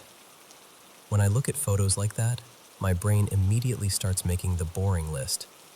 Dust, compression noise, weird shadows, lens flare, motion blur, something smudged on the lens, an object half blocking the frame. All of it. I'm almost annoyingly skeptical with myself. But I also know how hard it is to catch anything subtle in a photo unless you're willing to do the careful work. So I'll pull the image into editing software, sometimes Paint.net, sometimes GIMP, and I'll take my time. I'm talking slow, patient adjustments. Brighten the shadows a little, zoom in, bump the contrast, try a soft glow, undo it, try it again, trace the edges, back up, compare versions, stare at it until my eyes feel stupid. It's not this quick, aha moment. It's more like, okay, if this were nothing, would it still look like that after all these different checks? Sometimes I'll admit I'm probably off, like maybe my brain is forcing meaning where there isn't any. But every once in a while, something stays strange no matter how gently I try to explain it away. And even then, the frustrating part is, it can still be hard to tell what you're actually looking at.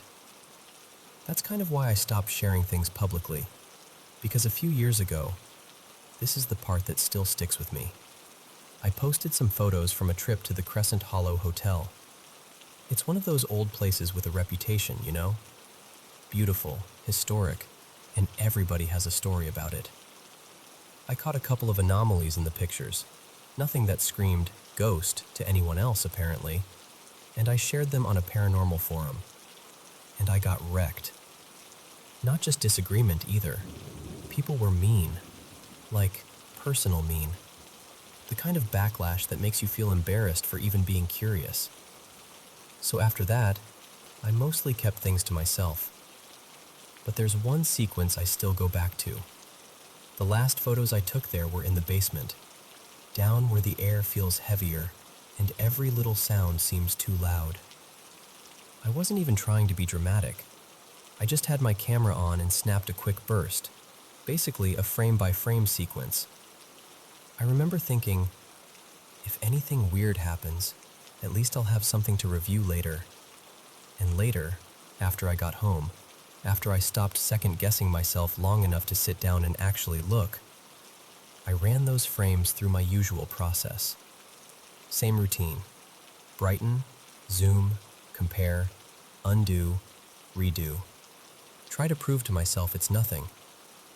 Except, one part of that sequence didn't behave like nothing. In the middle of the frames, it looked like something formed above this dull metal pipe, like the suggestion of a head, not fully solid, more like a shape finding itself. And as the frames progressed, it seemed to turn, like it noticed me. That's the part that makes my stomach tighten, even now, because I wasn't seeing that in the moment. I only caught it after, in the analysis. What's even stranger is that I did have a moment in the basement where I thought I saw something blue in my peripheral vision. Just a split-second blotch, almost face-like, but not clear enough to swear on. At the time, I wrote it off as my eyes adjusting or nerves or whatever. But seeing that burst of frames afterward, matching the timing, it made me wonder if the peripheral thing was real, and the photos just confirmed it. I never told the forum any of that. They weren't interested in nuance, and I wasn't interested in being mocked again. So I kept it private. Those frames became this quiet little evidence folder in my own head, something I revisit when I'm alone, when I'm honest, when I'm not trying to convince anyone. And that's what I've been thinking about today. How weird it is to carry something like that by yourself. Because I do believe what I saw. At least, I believe something happened that wasn't just a reflection or a camera hiccup. I'm not saying I solved the universe with a screenshot. I'm just saying I did the work. I tried to debunk it, and it still didn't sit right. And now I'm curious. Have you ever had a photo, or a sequence of photos, that you never shared because people made you feel crazy, or because you could already hear the jokes before they even started? I could share what I have. I still have the original images, and there's even a short video I posted once, a long time ago. But I'm careful with it now, not just because it might be hard to interpret, but because once something like that leaves your hands, you can't control how people treat it. And I don't really want to hand strangers something they'll use as an excuse to be cruel.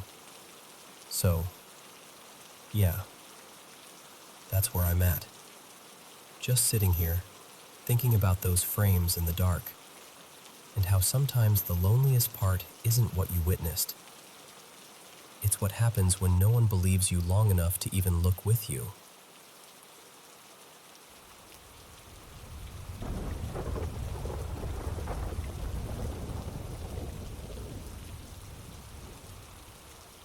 Welcome back to the Paranormal M channel. How's the weather where you are today? I seriously love what I do, sitting here and sharing paranormal experiences from all around the world. Thanks so much for sending in your stories, and please keep them coming.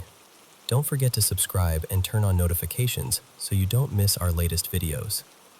Now, put on your headphones, and let's dive into today's paranormal experiences. So, this happened to me when I was 14. I'm 24 now, but I can still feel it in my chest when I think about it. Back then, I was living in Mexico, outside the city, in a small town in Puebla, with my mom and my stepdad's parents. Their house had this layout that always made me, even in the daytime. Every room opened out into this open patio, and from the patio, you could basically see the street clear as day, like the whole place was half inside, half exposed. And the doors, man. Big metal doors with glass on the top half, like someone could just stand out there and look right in. My step-grandparents, Rogelio and Marta, weren't exactly privacy people. They liked everything open, bright, safe, supposedly. But to me, it felt like living in a fishbowl. We had these thin, white curtains over the glass just to blur the view, but they didn't fully block anything. At night, the curtains would shift a little if there was a breeze, and I'd get those random chills and goose for no reason. Except it wasn't no reason. I was a kid alone in a house that felt like it had too many entrances. That week, my mom had to travel to Michoacan to visit my abuela for a few days. Just like that, I was basically on my own. Rogelio and Marta were there, but they went to sleep early and didn't really check on me. So I did what any 14-year-old with freedom does. I stayed up late every night. I remember one night super clearly. I'd been playing Metroid Fusion on my Game Boy Advance until the battery finally gave up on me. The screen dimmed, that little dying power flicker, and I was like, okay, fine. I checked the time, around 1:30 a.m., and tried to sleep.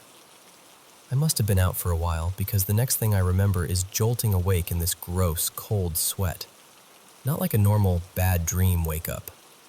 It was more like my body woke me up before my brain could catch up.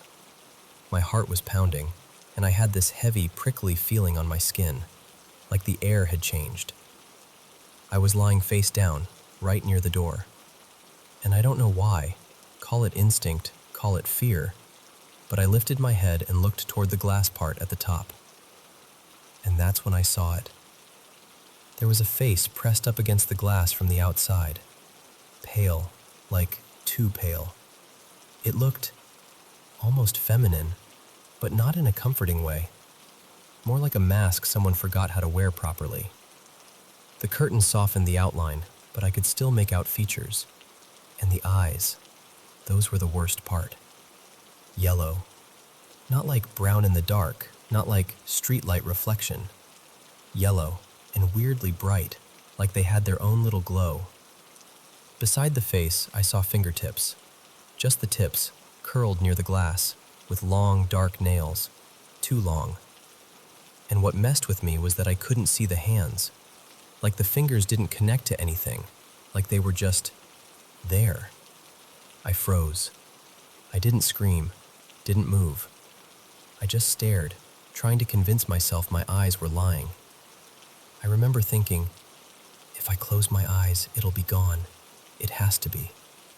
So I squeezed my eyes shut so hard it hurt, and I just stayed like that, holding my breath, praying like I suddenly remembered every prayer I'd ever been taught. A full minute passed, maybe less, maybe more. Time did that stretchy thing it does when you're... Then I turned my head away with my eyes still closed and pulled the blanket over my head like that was going to save me. I stayed under there, listening. My ears felt painfully open, like I could hear everything. The faint outdoor noises, the house settling, my own heartbeat thudding in my skull. Eventually, I forced myself to peek again. Just a sliver, one eye barely open, like I could reduce the danger by reducing my vision. The glass was empty. But I still couldn't relax, because right next to the door was this big window, and my brain immediately went, what if it just moved there? What if it's watching you from the side now? I didn't want to sit up. I didn't want to look around the room at all. So I did this pathetic little crawl to the far side of the bed, keeping my head down, searching for my MP3 player. I found it, shoved the earphones in, and blasted music. Not because it made me feel brave, but because it made me feel less alone. Like if I couldn't hear the night, then the night couldn't reach me. When morning finally came, I called my mom. My voice was shaky, and I rushed through the whole story, like if I said it fast enough, it would sound less insane. She kind of brushed it off, told me I was probably half asleep, that I was imagining things, that I'd been playing games too late. She wasn't mean about it, just not concerned. But when I told Rogelio and Marta, they didn't laugh. They didn't even hesitate. Marta got quiet, crossed herself, and said, "Eso fue una bruja." A witch. I remember just staring at her like, "Are you serious?" And they started explaining it like it was the most normal thing in the world. They said there were towns not far from us where people had been practicing things for generations. Old traditions, darker stuff, the kind of stories people whisper about but don't say too loud. Rogelio told me they'd heard of women who could walk at night, who could appear outside windows, who could look into houses to find someone vulnerable. And the part that still makes my stomach turn is how calm they were. Like they'd either seen something before, or they believed it so deeply it didn't matter whether they'd seen it. They even shared a couple of stories they swore were real, things neighbors had witnessed, things people in the area talked about like local history instead of superstition. All I knew was this: I wasn't trying to argue with anyone that day. I just wanted the sun to stay up. To this day, that's one of the most direct, face-to-face moments I've ever had with something I can't explain. And honestly, I've had another weird experience since then, years later, where I was recording myself while I was high because I thought I heard La Llorona, and when I played it back, there was this faint wailing in the background that I swear wasn't there in real life. But that night in Puebla, that wasn't faint. That wasn't maybe. That was a face in the glass, looking right at me, like it knew I was awake.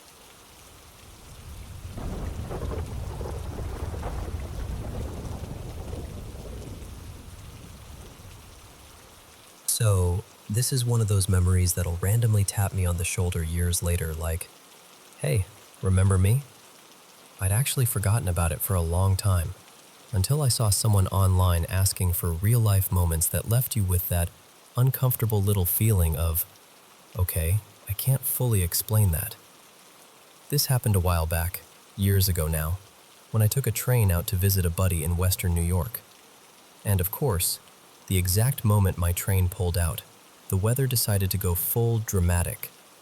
When I boarded, the air already felt thick, those early flurries that don't look like much, but you can feel the storm gathering behind them.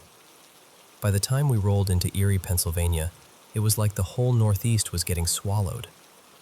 I stayed in the area for what felt like forever. Days blurred together because everything outside was just white and loud and relentless. At one point, I even dipped out to visit another friend in Providence for about a week, figuring surely I'd escaped it. And weirdly, Providence was almost calm. Cold, sure, but manageable. A little snow like powdered sugar. Nothing feral. Then I came back to Buffalo, and it was like I'd stepped into a completely different world. The snow had that heavy, angry look to it. Banks piled like walls, streets narrowed to tunnels. The cab driver who picked me up to take me down toward this little lakeside town, he spent the whole ride talking like a man delivering prophecy. He was like, "This is nothing. You should have seen it when I was a kid." And then he tells me about a storm so bad the snow basically ate houses. He said they were using snowmobiles to get from chimney to chimney because that's all you could see sticking out. He called it the winter that wouldn't quit. Said it the way people say the name of an old enemy. Anyway, the friend I was visiting, his name was Caleb, ended up working nights at this old historic place called the White Lantern Inn. And for whatever reason, I started going to work with him at night. Maybe because the trailer we were staying in was freezing. Maybe because I didn't love being snowed in with nothing but stale air and a rattling heater. Or maybe, honestly, I just wanted to be around him. Because he was excited about this place, and I could tell it meant something to him. The inn was gorgeous in that old, slightly worn way, like the kind of place that creaks on purpose. In the summertime, it was apparently always booked. Rustic rooms, cottage vibes, antique wallpaper, old furniture that smelled faintly like someone's grandmother's house. But during that storm, we were basically alone. I think there was only one guest the whole time, which meant we had hours to wander. Now, Caleb was into the paranormal, like not in a cheesy way, more like it genuinely fascinated him. The inn had stories, history, rumors, and he loved walking me through it like he was guiding me through a museum that might also be watching us back. He showed me everything, the quiet hallways, the old basement where you could actually see where parts of the foundation changed, like the building had different eras stitched together. He told me there'd been a fire way back when, and parts had been rebuilt. And he talked about the big room downstairs, the ballroom, where people used to gather and dance late into the night back when it was a social club. And that's where I had my first weird little moment. Still, it stuck with me. Now, Caleb also told me about the phones. Off to the side of the reception desk, there was this little lounge area, our spot. We'd sit there with sketchbooks and bad vending machine snacks, listening to the wind batter the building like it was trying to get in. And sometimes, the phone at the desk would ring. Caleb would get up, go check, because the only guest might need something. He'd pick up, and there'd be nothing. Not even the normal empty line hiss. Just silence. Thick silence. The kind that feels like it has weight to it. Like if you leaned too close, something might breathe into it. After a few seconds, he'd hang up and come back like it was no big deal. But sometimes, The moment he'd sit down and put pencil to paper again, the phone would ring again. Same thing. Silence. Then, the next morning, the guest checked out early. Apparently, he'd stayed there a bunch before, knew the place well, and he asked Caleb if a pipe had burst during the night. Caleb said no, why? And the guest goes, because I heard banging above my room all night. And then it sounded like heavy furniture being dragged across the floor. Above him was the inn's best room. The big one. The one everyone talked about. Caleb saved that one for last when he gave tours. Like he wanted to build suspense, even when he was pretending he wasn't. He told me the story. Back in the late 60s, the owners, Harold and Marjorie, were found dead. One of them in the big suite, the other in the room nearby. The details were ugly. The story everyone repeated was that Harold had been depressed, that he killed Marjorie and then himself. And then it all centered around that top suite, room 272. So of course, we went up there. This was back before everyone had a smartphone glued to their hand. Ghost hunting YouTube channels were still kind of clunky. Those paranormal TV shows were still on, and we were both just young enough to think, well, why not try it? We sat on the edge of the bed in that suite, and I did the thing you're not supposed to do.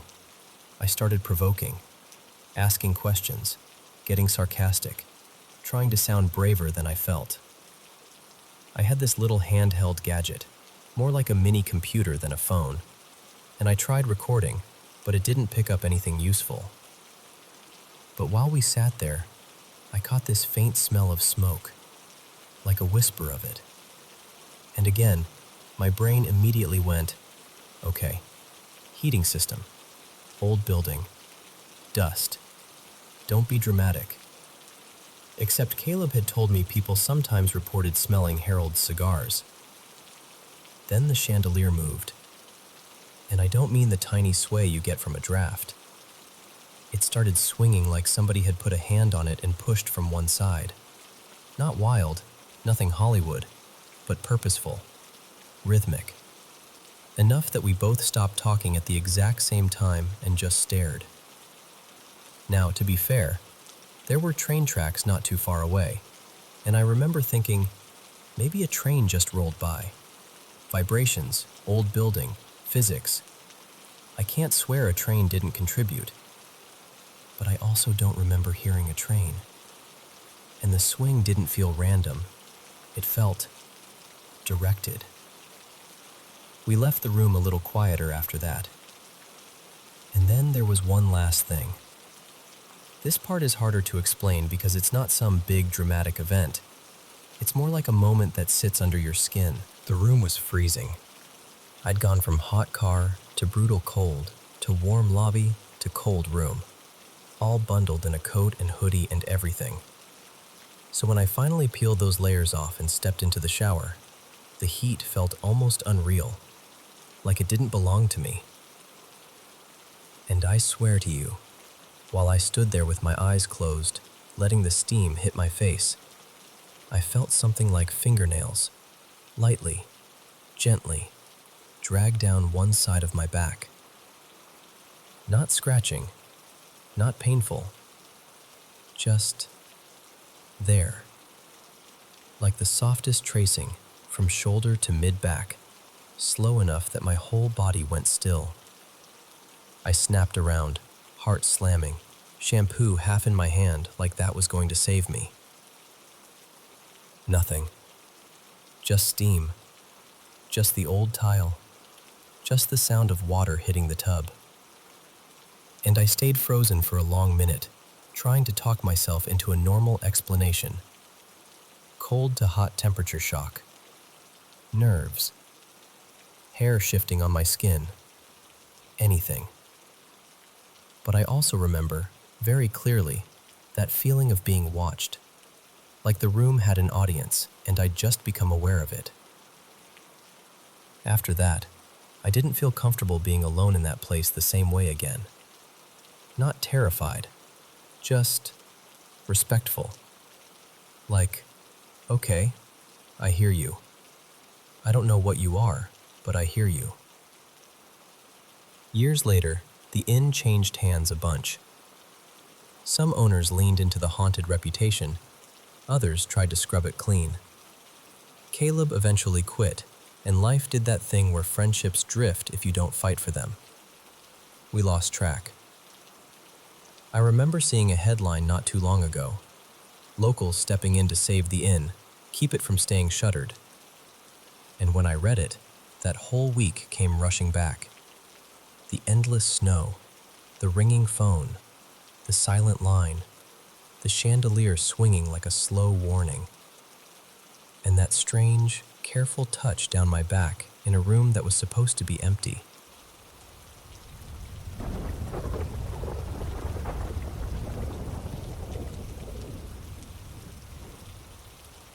So, I've got a handful of moments from my life that still give me that weird mix of goosebumps and curiosity when I think about them.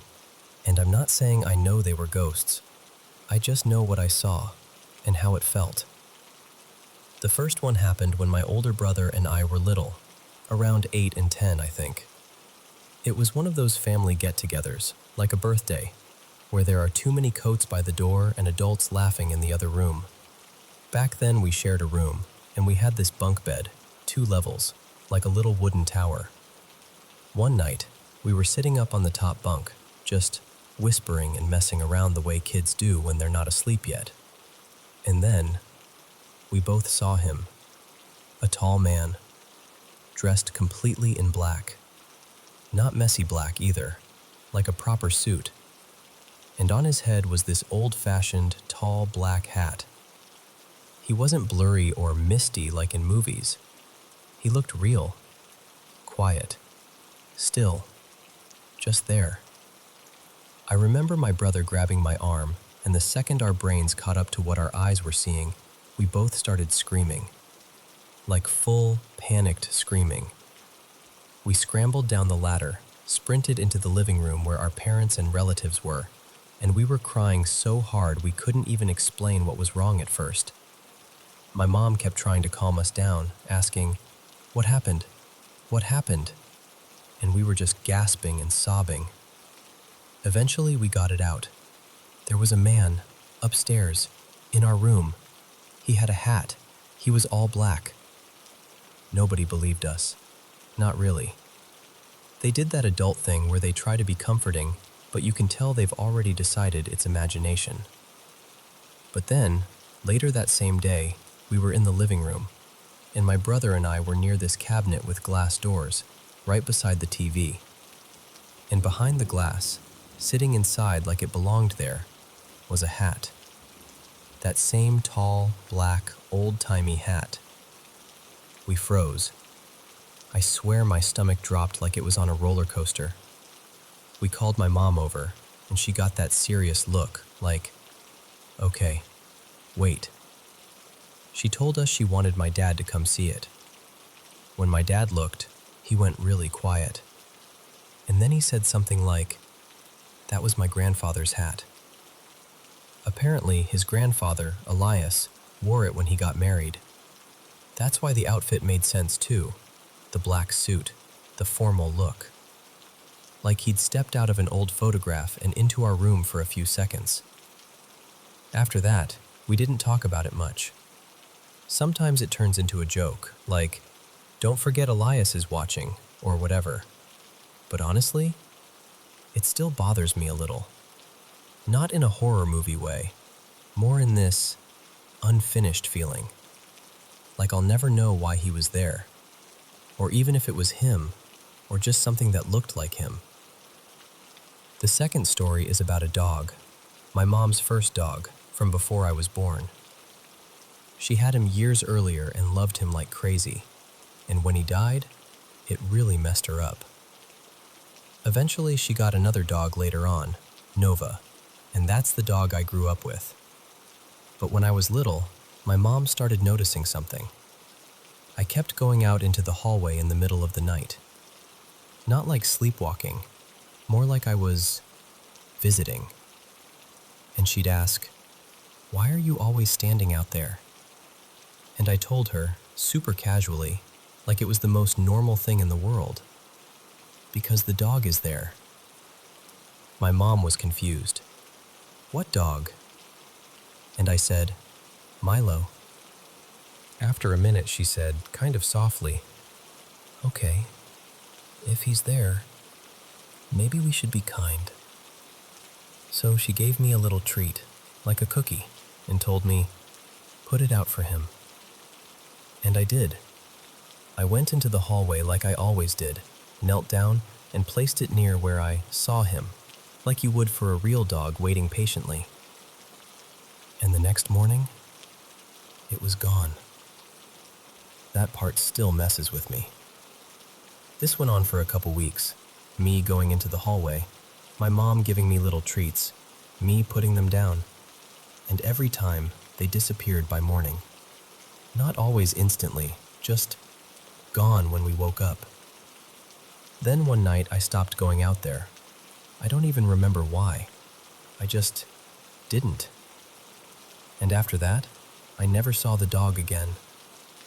Sometimes I think maybe it was because he died close to when I was born, like there was still some connection hanging around, and I was the only one who could notice it. Or maybe it was just kid brain making patterns out of feelings. I honestly don't know. I just know it felt peaceful, not scary, like he wasn't there to haunt anyone, just there. The third story is shorter, and I'm way less sure about it. We moved countries. Everything before happened in the Netherlands, but later we ended up living in Norway in a rented house. One night I went to bed really late, like 2 in the morning, that kind of quiet where the whole house feels like it's holding its breath. I turned toward the room, and for a second, maybe 1 or 2 seconds, I saw the shape of a small woman. Not detailed, more like a figure with height and presence. And then it was gone. It startled me so badly I just stood there, heart banging, staring at the spot like I could force my eyes to make sense of it. The next morning, I asked my parents about their grandmothers, like, casually. How tall were they? Trying not to sound dramatic. And my dad said his grandma, Ingrid, was very short, about the height of the figure I'd seen. So, was it her? I don't know. I can't prove anything, but something in me felt like it was. And then there's this last thing, which isn't exactly a ghost sighting, but it's one of those patterns that make you pause. The day before we left for a trip back to the Netherlands, we were eating dinner at home in Norway, and the lights above the table started flickering. We shrugged it off. Old bulbs, weird wiring, whatever. The next day we were traveling, and we took a ferry through Denmark. We sat at a table on the boat, and the light above our table flickered again. Not anyone else's, just ours, for a few seconds. We actually laughed because it felt so random. Then we arrived in the Netherlands, and it was Christmas time, so we visited family. We all sat down at my aunt's place, big table, everyone talking at once, and the lights started flickering again. At that point, it didn't feel random anymore. It felt like something following us, gently, not threatening, more like a little nudge, like, hey, I'm here. And I know how that sounds. I do. But when the same strange thing happens across different places, different buildings, even different countries, you can't help wondering if it's someone in the family keeping an eye on us. I don't know what any of it means. I don't know if I'm just someone who notices weird stuff more than other people. But these moments have stayed with me for years, and I still think about that tall man in the black suit and the hat behind the glass, and how my brother and I both saw him at the exact same time. And honestly, the part that creeps me out isn't ghosts exist.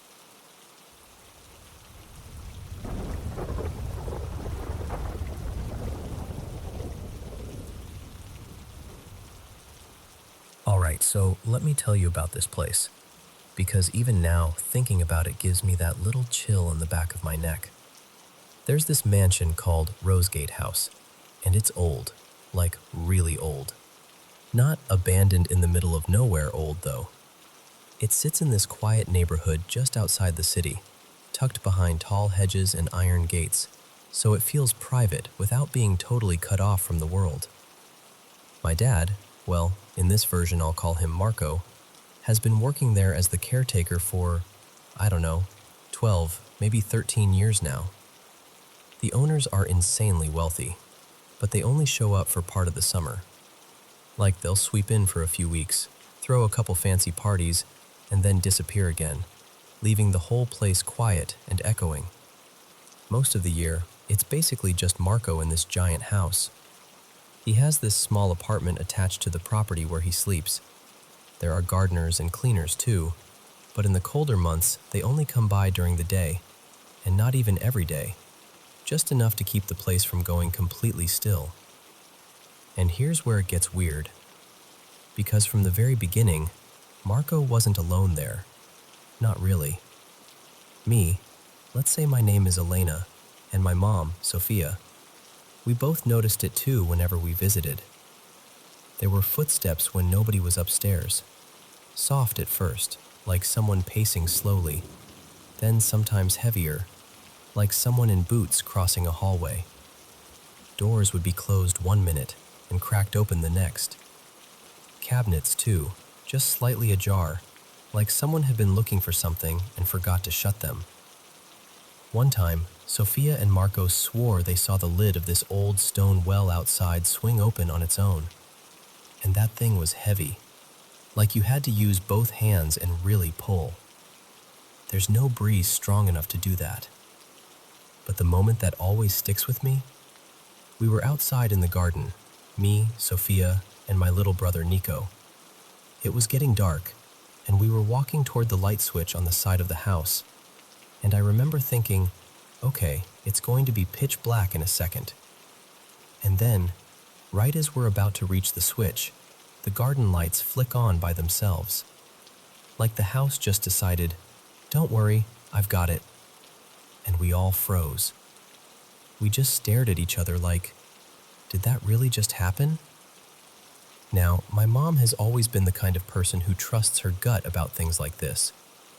And I'm not exactly the type to shrug off strange stuff either. We never felt like whatever was there wanted to hurt anyone. If anything, it felt comfortable, almost familiar. Like the mansion had a resident who didn't want company to stop just because the owners weren't home. We started thinking of it as her, even though we had no proof. Just a feeling. A quiet presence, wandering the halls like she belonged there.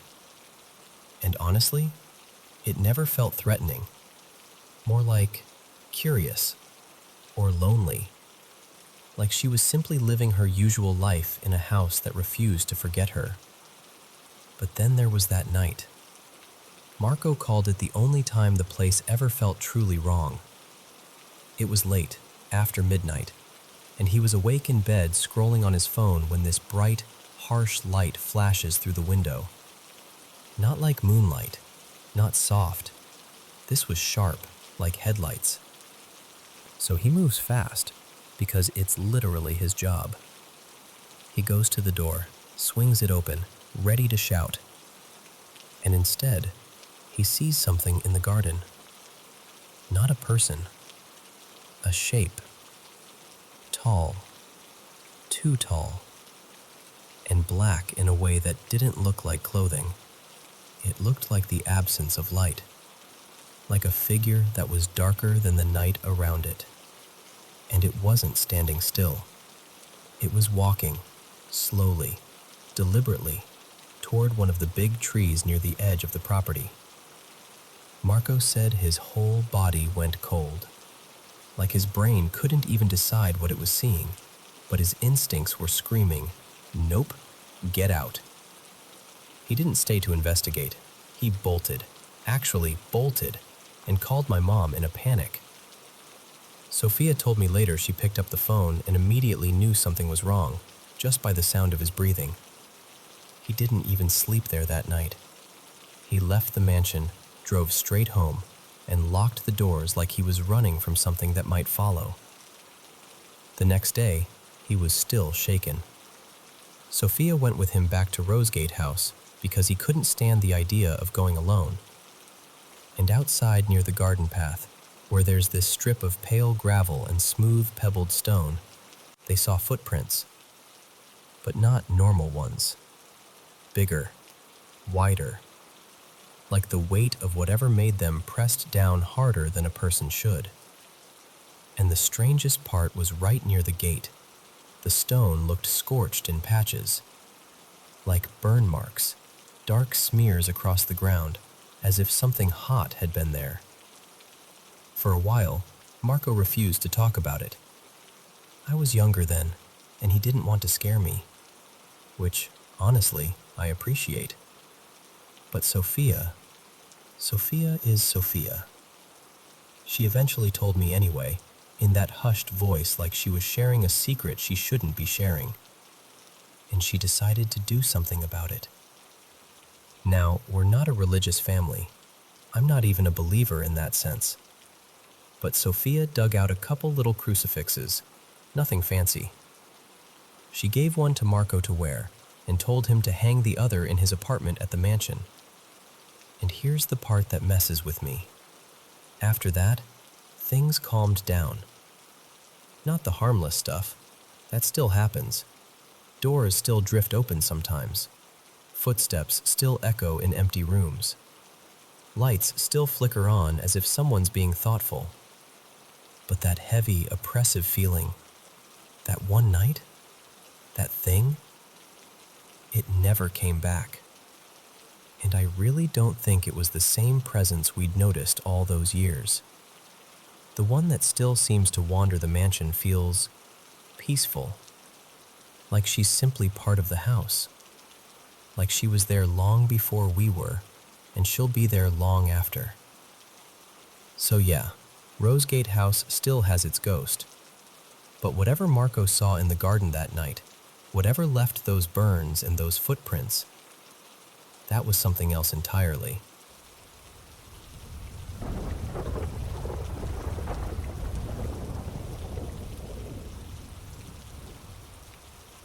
So, I've gone back and forth on whether to even tell this story out loud, because the second you say it, it sounds like you're asking to be laughed at. But okay, here it is.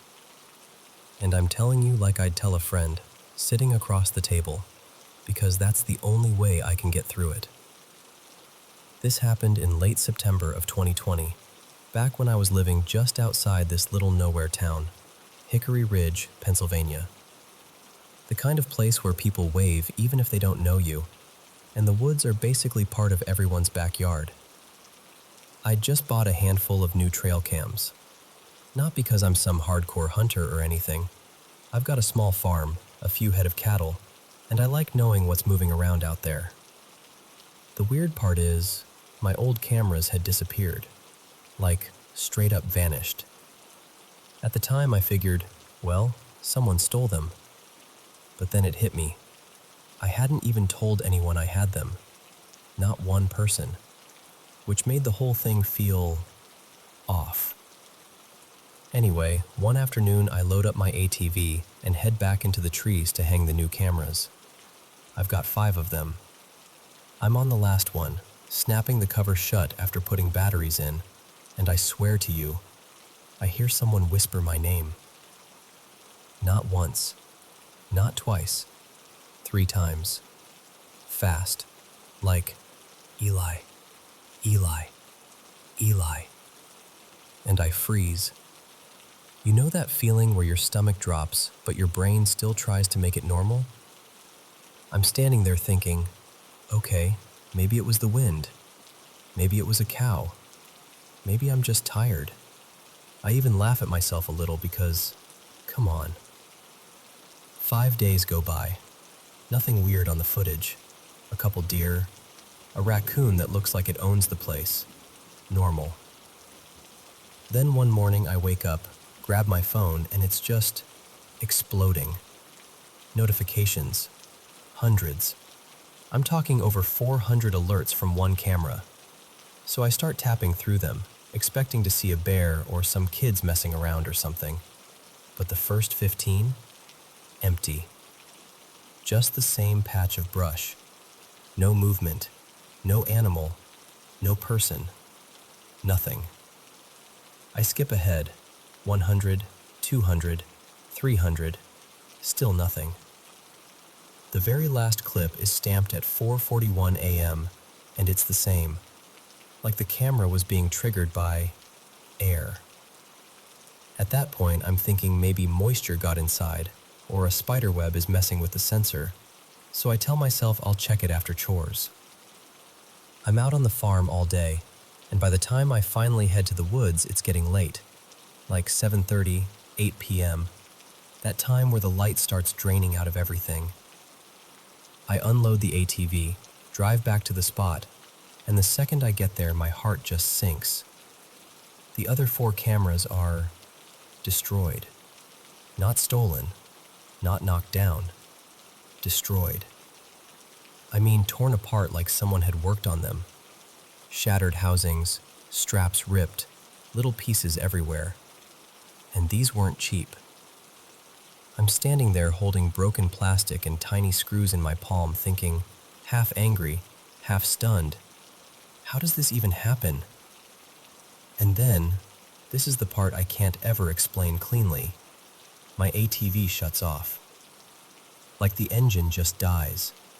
And right as it does, I see something dip low and slide into a bush near the trail.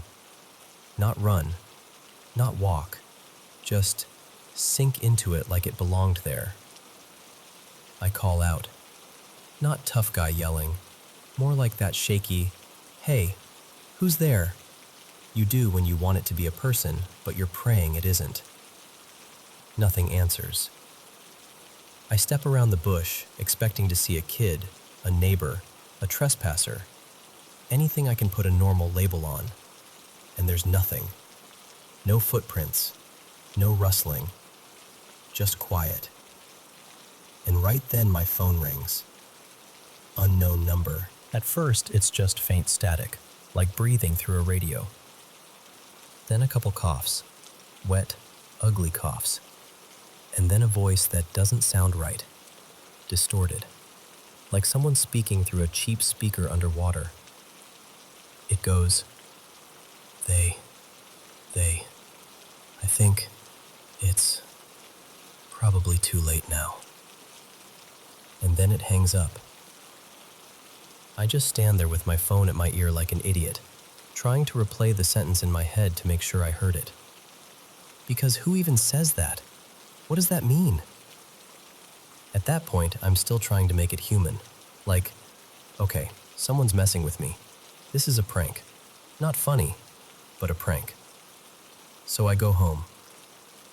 And I hate admitting this, but I come back more prepared, because fear makes you do stupid, stubborn things. I grab a stronger flashlight, a headlamp, and, yeah, I bring my rifle. Not because I wanted a fight, because I suddenly couldn't stand the idea of being out there helpless while someone, or something, played games. I get back to the woods and it's fully dark now. No moon worth mentioning, just that thick, swallowed by trees darkness. I kill my lights and stand still for a while, listening. And for about 10 minutes, it's nothing. Then I hear leaves crunch. Deliberate. Not like a squirrel, not like a deer, like weight shifting.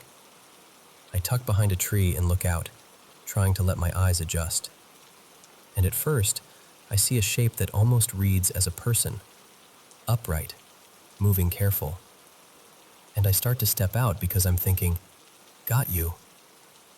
Then my brain catches up to what my eyes are actually seeing. It drops down onto all fours. And when it does, something about its proportions makes my skin go cold. It's too long in the limbs, too thin, skin that looked pale gray, like it didn't belong under sunlight. And its eyes, those eyes hit the light wrong. Yellow, reflective, like animal eyes, but set in a face that didn't feel like an animal. The hands, or what I think were hands, were wrong. The fingers looked impossibly long, like someone stretched them. I remember whispering out loud to myself, "No, no way." It turns its head toward me like it can smell that I'm there. And then it stands up. And I swear to you, it towers. It's not just tall, it's too tall, like it unfolded. 8 feet? Maybe more. And I get this immediate animal certainty. This thing is not curious. It's not lost. It's not scared. It's deciding what I am. I don't want to relive every second of what happened next, but I fired when I thought it was going to come for me. I shot and it didn't scream like anything I've ever heard. It just dropped low again and bolted, crawling fast, into the trees like it was built for that. And here's the part that makes me feel dumb even now. I followed it. Not because I'm brave, because I couldn't stand not knowing. Because my cameras were in pieces and my phone had just been hijacked by some nightmare call, and I needed to see what the rules were. I lost it pretty quickly. Whatever it was, it moved like smoke through brush. But after a few minutes of running and stumbling, I caught sight of something off to the side. A house. Not a house I recognized. Not a neighbor's cabin. An abandoned-looking house that I swear was not there before. Sagging porch. Dark windows. Like it had been sitting empty for decades. I go up to it, and I force my way inside, and it smells like dust and damp wood and something sour under it. My headlamp swings across the rooms and I see stuff. Weird, scattered stuff. Like someone had been collecting objects with no connection to each other.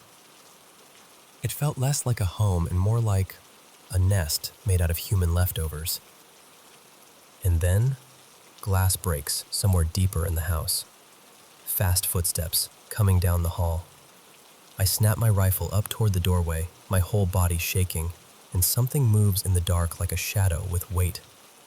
I fire again, more out of panic than anything, and for a split second the light catches it, and I see that same pale shape twist away. Then it turns a corner and the sound just stops. No crashing, no running, no groan. Like it evaporated into the house. I stood there for what felt like forever, listening so hard my ears hurt. And when I finally worked up the nerve to move, I couldn't find it. No trail, no blood, no signs of anything. I backed out of that house and got to my ATV like my life depended on it, because at that point, I wasn't trying to be a hero anymore. I was trying to survive my own stubbornness.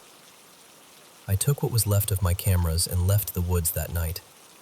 I didn't go back for a long time, but the woods didn't leave me alone. After that, animals started turning up dead. Not just wildlife, cats, a stray dog, coyotes, and then one of my cattle, 200 pounds, dropped like something had played with it. And here's another thing. I went looking for that house again, more than once, in daylight, with landmarks, with a GPS app open. I can't find it. It's like it never existed. Since then, the presence, whatever you want to call it, has crept closer. Not every night, not constantly, but enough that I can't pretend it's random anymore. Sometimes rocks hit my windows at night. Not big boulders, small ones, like someone tossing gravel just to let you know they're there. Once I woke up and found garden tools lined up neatly across my driveway like they'd been displayed. Another time there were chunks of mulch sitting in my dog's water bowl, like a joke I wasn't in on. I found bones on the porch. I've seen movement at the edge of the yard that doesn't move like a deer. And the worst part is how quiet it is when it happens. Like it knows exactly how loud it's allowed to be. I didn't tell my wife, Mara, for months. I kept it inside because how do you look at the person you love and say, "Hey, something from the woods might be stalking us"? But in early 2021, I finally told her. I expected her to laugh or get mad at me or tell me I'd lost it. Instead, she went pale and said, really softly, "I didn't tell you either, because I didn't think you'd believe me."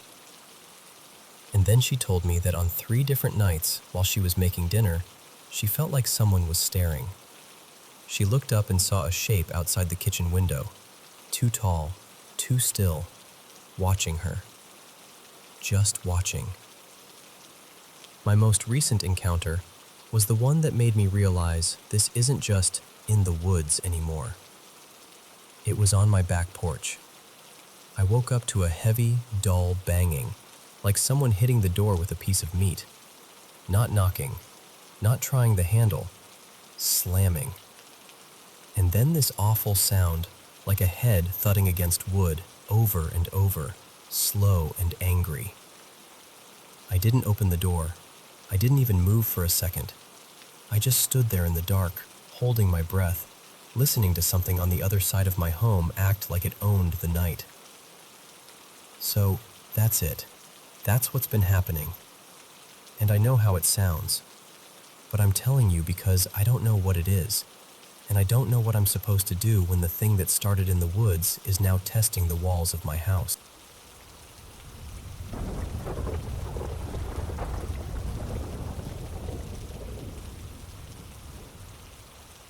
Hey, so I've been sitting on this for a while, and I still don't really know how to talk about it without sounding like I'm making it up. But I swear to you, this all happened. It started late one evening, one of those heavy, sticky summer nights where everything feels dusty and slow. I had just gotten off the phone with my boyfriend. Let's call him Evan. He told me he was over at his place, outside messing with some work stuff, and his house is only like a few minutes from mine, maybe a quarter mile down the road. I hung up and went right back to what I'd been doing all day, shoveling gravel into these annoying low spots in my driveway. It was getting dark, but not can't see dark. More like the sun was gone, the shadows were long, and everything looked a little flatter and quieter.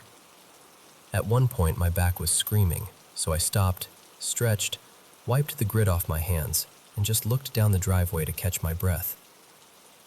And that's when I saw him. I saw Evan walk behind my truck, my old blue pickup, like he'd just casually stepped into my yard. Same build, same posture, even the way he carried himself. It wasn't some vague silhouette. It was him. So instinct kicked in, and I started hurrying down toward the truck, already forming the question in my head like, what are you doing here?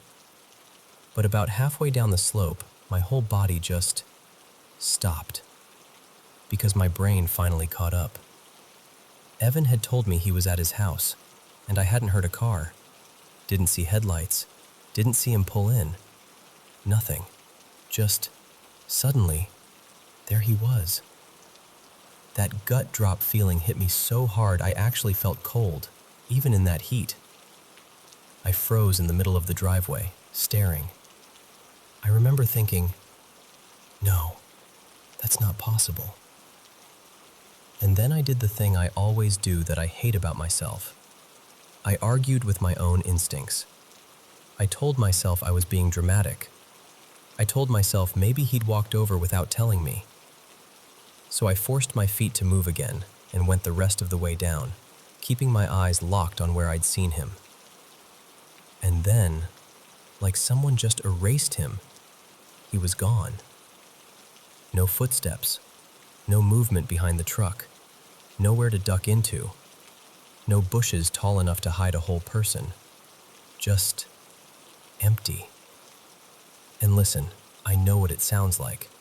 I know people missee things, shadows, fatigue, heat, whatever. But this wasn't a maybe. I could picture every detail. The worn-out jeans, the scuffed work shoes, even that little red strap he always clipped to his side, like the exact same thing he wore every day. It was too specific to be a trick of the light. I didn't keep working after that. I shoved the shovel aside and went inside early, trying to laugh it off, but I couldn't shake the feeling that something had been in my yard wearing his skin. Then the second thing happened, and that one got under my ribs. I'm not a super social person. I'm just not. I don't like a lot of people around me, and the ones I do trust, I'm protective of them. Evan's one, and my dog is the other. My dog is a 2-year-old German Shepherd named Mara. Sweet with me, suspicious of everyone else. Honestly, she's kind of my little shadow. If she's not in the same room, I usually know exactly where she is. One night, my younger cousin, let's call him Jordan, came over to help me finish up this little outdoor fire pit project. He was outside doing the last bits, and I was in my bedroom stretched out on the bed, scrolling on my phone with Mara curled right up against my leg. And then I heard Jordan yell from outside like something had just happened, like panic in his voice. "Mara, Mara, get down here, right now!" I actually looked down at my dog like, what? Because she was literally touching me. I could feel her breathing. A few seconds later, Jordan comes into my room fast, like he's expecting to see her missing. And when he sees me and sees Mara right there, his face just drains. He just stared. And I sat up and went, "What is wrong with you? Why are you yelling for her?" And Jordan kind of swallowed, eyes wide, and said, "She was just outside." I felt my heart start to hammer immediately. "No," I told him, even though I didn't want to say it so confidently. "That's impossible. She's been right here the whole time." And he shook his head, like he was fighting with his own brain. "I'm telling you," he said. "It was her. It even had the scars on her back leg. I saw her." I tried to laugh it off, weakly, like forcing air through a tight throat. "Jordan, you know that's not..." And he cut me off so hard it startled me. He raised his voice, not angry at me exactly, just shaken. "I know what I saw." Mara lifted her head at his tone, calm as ever, and that somehow made it worse, because she was so clearly real and right there. Jordan didn't stay long after that. He left that same night, earlier than he planned, and he wouldn't even really look around the yard when he walked out. Like he didn't want to give whatever he'd seen another chance to show itself. And that's where I'm stuck. Because I don't know what to do with this. I don't know where to put it. I've tried telling people I know, carefully, like I'm handling a glass that might shatter, and they just smile like it's a spooky little story, like I'm just being dramatic, or like I'm bored and making things up. But I'm not. I swear to you, I'm not. Something has shown up around my home, wearing the faces of the two beings I trust the most. And I don't know what it wants, or if it even wants anything, or if it's just there. All I know is I don't feel the same when the sun goes down anymore. And every time I look toward my driveway or hear my name from outside, a part of me braces for the moment I see someone I love, standing somewhere they should not be.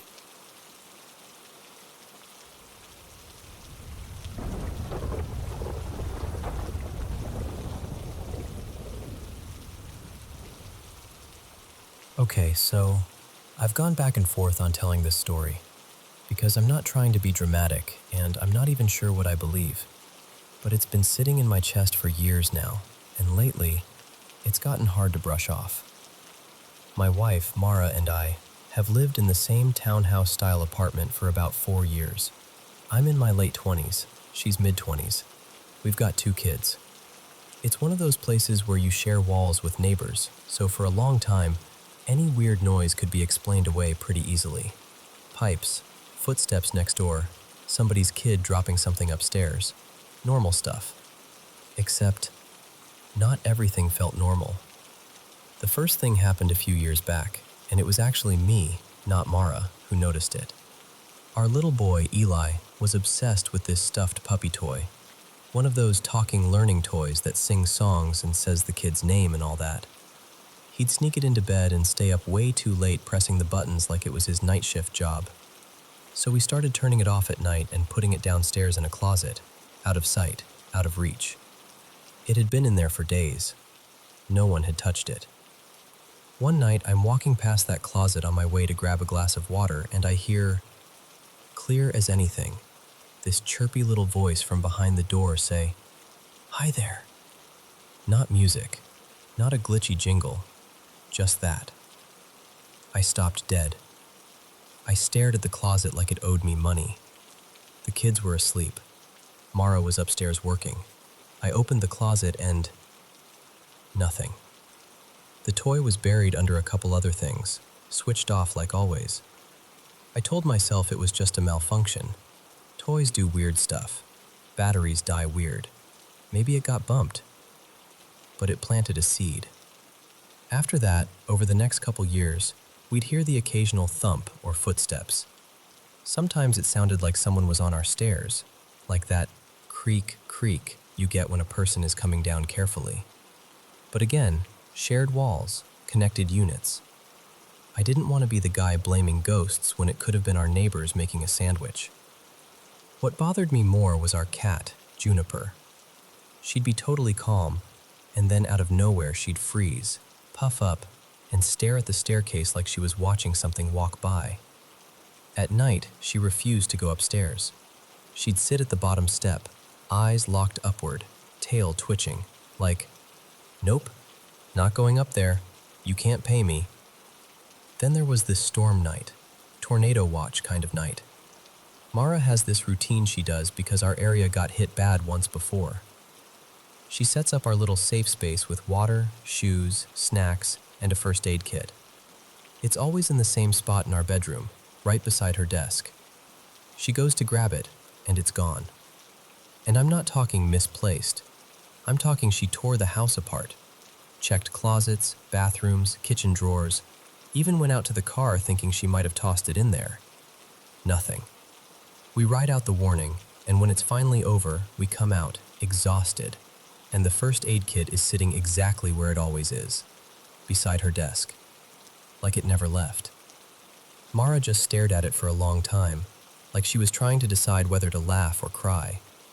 And honestly, I didn't know what to say to her, because she had looked. I watched her look. Later that year, this is where it got harder to shrug off. I was in the kitchen again, grabbing water, and there's this corner you have to round to see into the living room. Out of the corner of my eye, I see what looks like someone peeking around that corner at me. It was hard to describe. Not a full person, more like a shadow shaped like a person. About the height Mara would be if she crouched a little. I turned fast, expecting to catch her messing with me. Nothing. I walked into the living room thinking, okay, she ducked back and ran to the couch. But the couch was empty. And then I realized she was upstairs, working. Same as always. So we got a small crucifix and put it in the bedroom.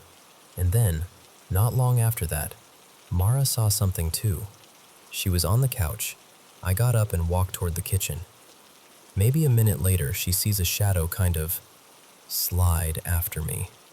Her first thought was the cat, because Juniper used to follow me everywhere like I was her emotional support human. But Juniper was asleep at the other end of the couch, out cold. Then earlier this year, we're sitting on the couch talking. No TV, no music, no distractions, just talking. And in the middle of my sentence, from the direction of my computer setup in the living room, we both hear a whisper. A very soft, very clear, "Hey." Mara's head snapped toward it instantly. I stopped mid-thought and just stared at her, because before she could even ask if I heard it, I said, "Yeah, I heard that too." That moment was, I don't know, it felt intimate in a bad way. Like whatever it was had decided to include us both in the same experience. This summer, Mara lost her wedding ring, one that had belonged to her grandmother. She took it off while doing something quick and set it on the coffee table. Later, she realized it wasn't on her finger and panicked. We searched like maniacs. checked couch cushions, under furniture, the bathroom, the kitchen, everywhere. At one point, she went outside in the middle of the night to check the dumpster because she was terrified it somehow fell off while taking out the trash. And that's when Juniper disappeared. We think she slipped out when the door opened. Mara didn't see her in the dark. We searched for weeks. Posters, calling her name, checking shelters. She never came home. 3 days later, I walked into the kitchen and there was the ring. Not tucked under something, not half hidden, just sitting in the middle of the kitchen floor like someone placed it there and walked away. Mara didn't even cry at first. She just stared at it with this sick look on her face, like it wasn't a gift, like it was a message. And then, this part sounds ridiculous, but it happened exactly like this. The crucifix broke. Mara was sitting on the bedroom floor brushing our daughter Nina's hair after a bath. The crucifix had been resting flat on top of a bookshelf for months. Not near the edge, not precarious, just there. And all of a sudden it slid forward and fell. Not toppled, not maybe vibration. It moved like it was nudged. It hit the floor and the little Jesus piece snapped off. Now it's held on with one of Nina's hair ties looped around it, and I, because humor is my coping mechanism, started calling it Bungee Jump Jesus. Mara did not laugh, but she also didn't make me stop calling it that, which tells you how tense things were. After that, it was like the house got bolder. A book flew off a shelf in the living room when no one was near it. Eli's little piggy bank, one he'd made himself, fell off the top of the fridge. And then this keepsake bottle Mara had, an empty sparkling wine bottle filled with handwritten cards from friends from when her book got published. That one tipped over too, like something swatted it from the side. And then the most recent thing, just a few nights ago, Mara and I were in bed. The bedroom door was cracked open the way we always keep it. The hall outside was dark, and we both heard a groan. Not a creak, not a floorboard, not plumbing. A groan, like a person making a low, tired sound. We couldn't even tell if it was a woman with a deeper voice or a man with a higher one. It lasted maybe a second, and then nothing. But the silence afterward was worse, because we both froze at the same time. Like our bodies agreed, don't move, don't breathe, listen. Nothing else happened. But I didn't fall asleep for a long time. We don't even live in that building. We're in the one next to it. But the buildings accept, so I don't know. I'm not saying I'm convinced of anything. I don't have proof. I'm not out here trying to start a haunting rumor. I just know what we've heard, and what we've seen, and how, little by little, it went from, probably nothing, to, okay, what the hell is going on in our home? And the worst part? It's not the loud moments. It's the quiet ones. It's when you're sitting on your own couch, in your own living room, and something you can't see leans in, close enough to whisper, like it's been there the whole time.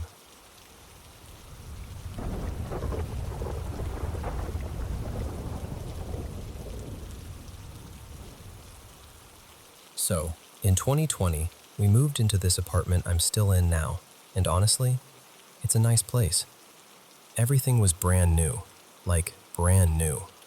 Fresh paint, clean floors, modern fixtures, the whole thing. We were the first people to ever live here, which is exactly why I didn't know what to do with what happened next. Because at first, I kept telling myself, hauntings happen in old houses, right? Places with history, places where something awful happened. But then it hit me. Sometimes the history is the people inside the home. And at that time, our household had a lot of heavy energy. There were 4 of us living together. Me, my mom, Tanya, my boyfriend, Miles, and my younger brother, Jace. Addiction was wrapped around our lives like a storm cloud, and the first 6 months there, things spiraled in a way that got genuinely dangerous. The weird stuff started small, almost easy to brush off if you squinted hard enough. You'd hear bags rustling in the kitchen when nobody was in there. Little things would fall off counters for no reason. I'd get that awful feeling of being watched, like someone was standing just out of view. And glass. Glass broke constantly. Miles collects bongs. Like, he's careful with them too, the way collectors are. Some of them he'd had for years with zero issues. But after we moved in, they started cracking and shattering like they were cursed. I swear, more than half of them broke in a couple months. And yeah, you could explain one or two as accidents, but the pattern didn't feel normal. It felt targeted, or at least noticeable. But the moment that really lodged itself in my bones happened one night in the living room. It was me, Tanya, and Miles, just hanging out. The lights were low, kind of cozy, and we'd been playing music earlier.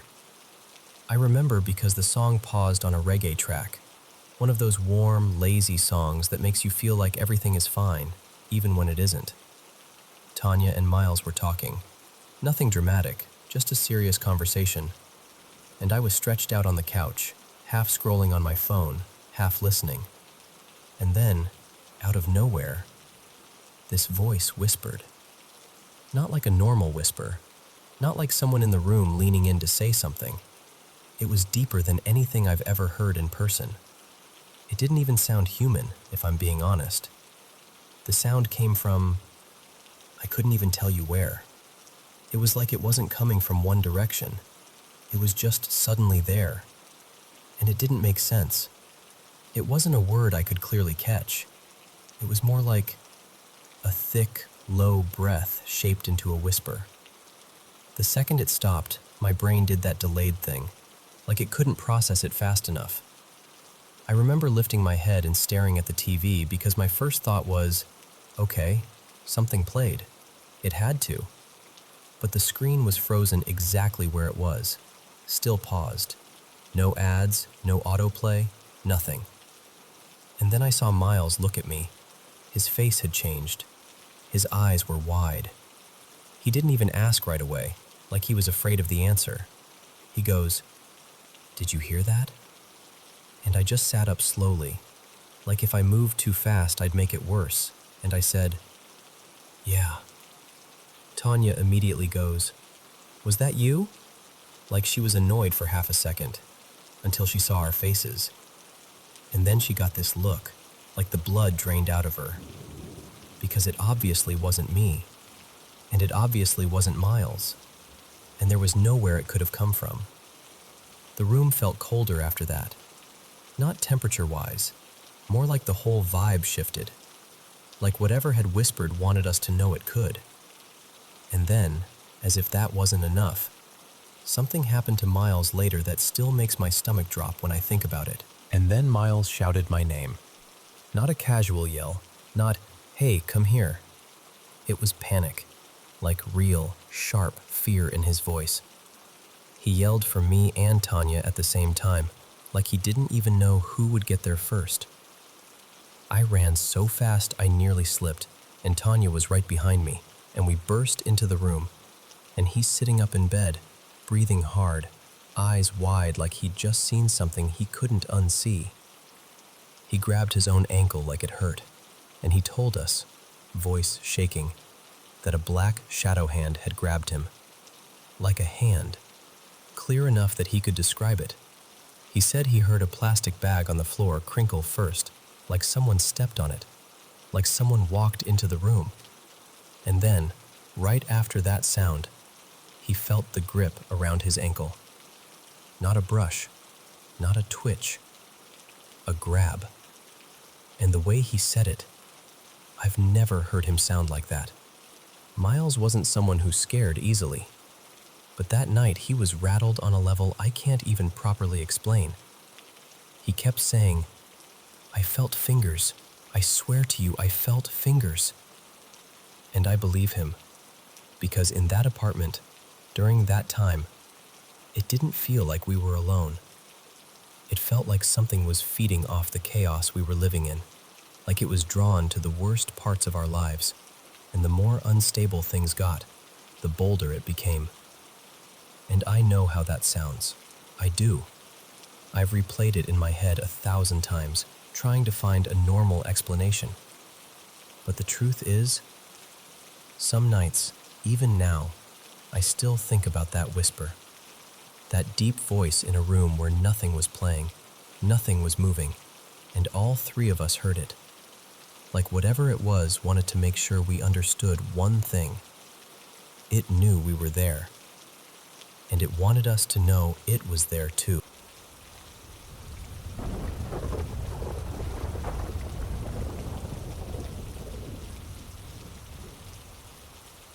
Hey, so I'm kind of at the end of my rope with this, and I don't really know who else to talk to anymore.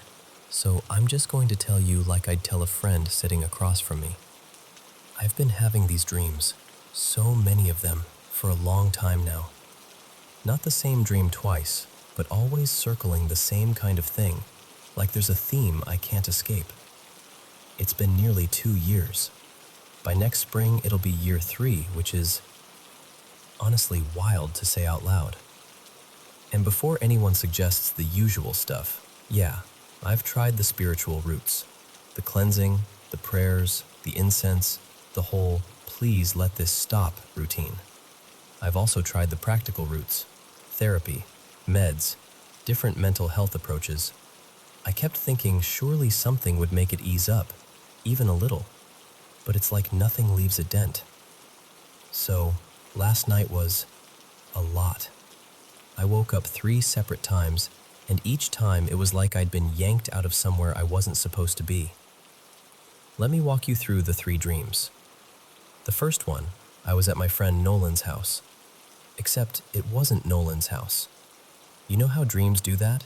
You're like, yep, I know where I am, but the place is completely wrong.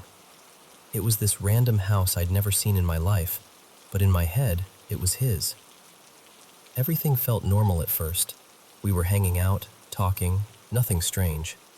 Then Nolan went to bed, and I went upstairs to do the same, and that's when this sense hit me.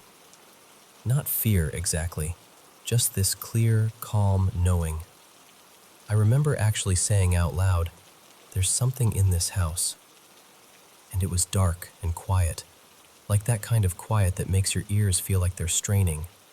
Not peaceful quiet, like the whole place was holding its breath.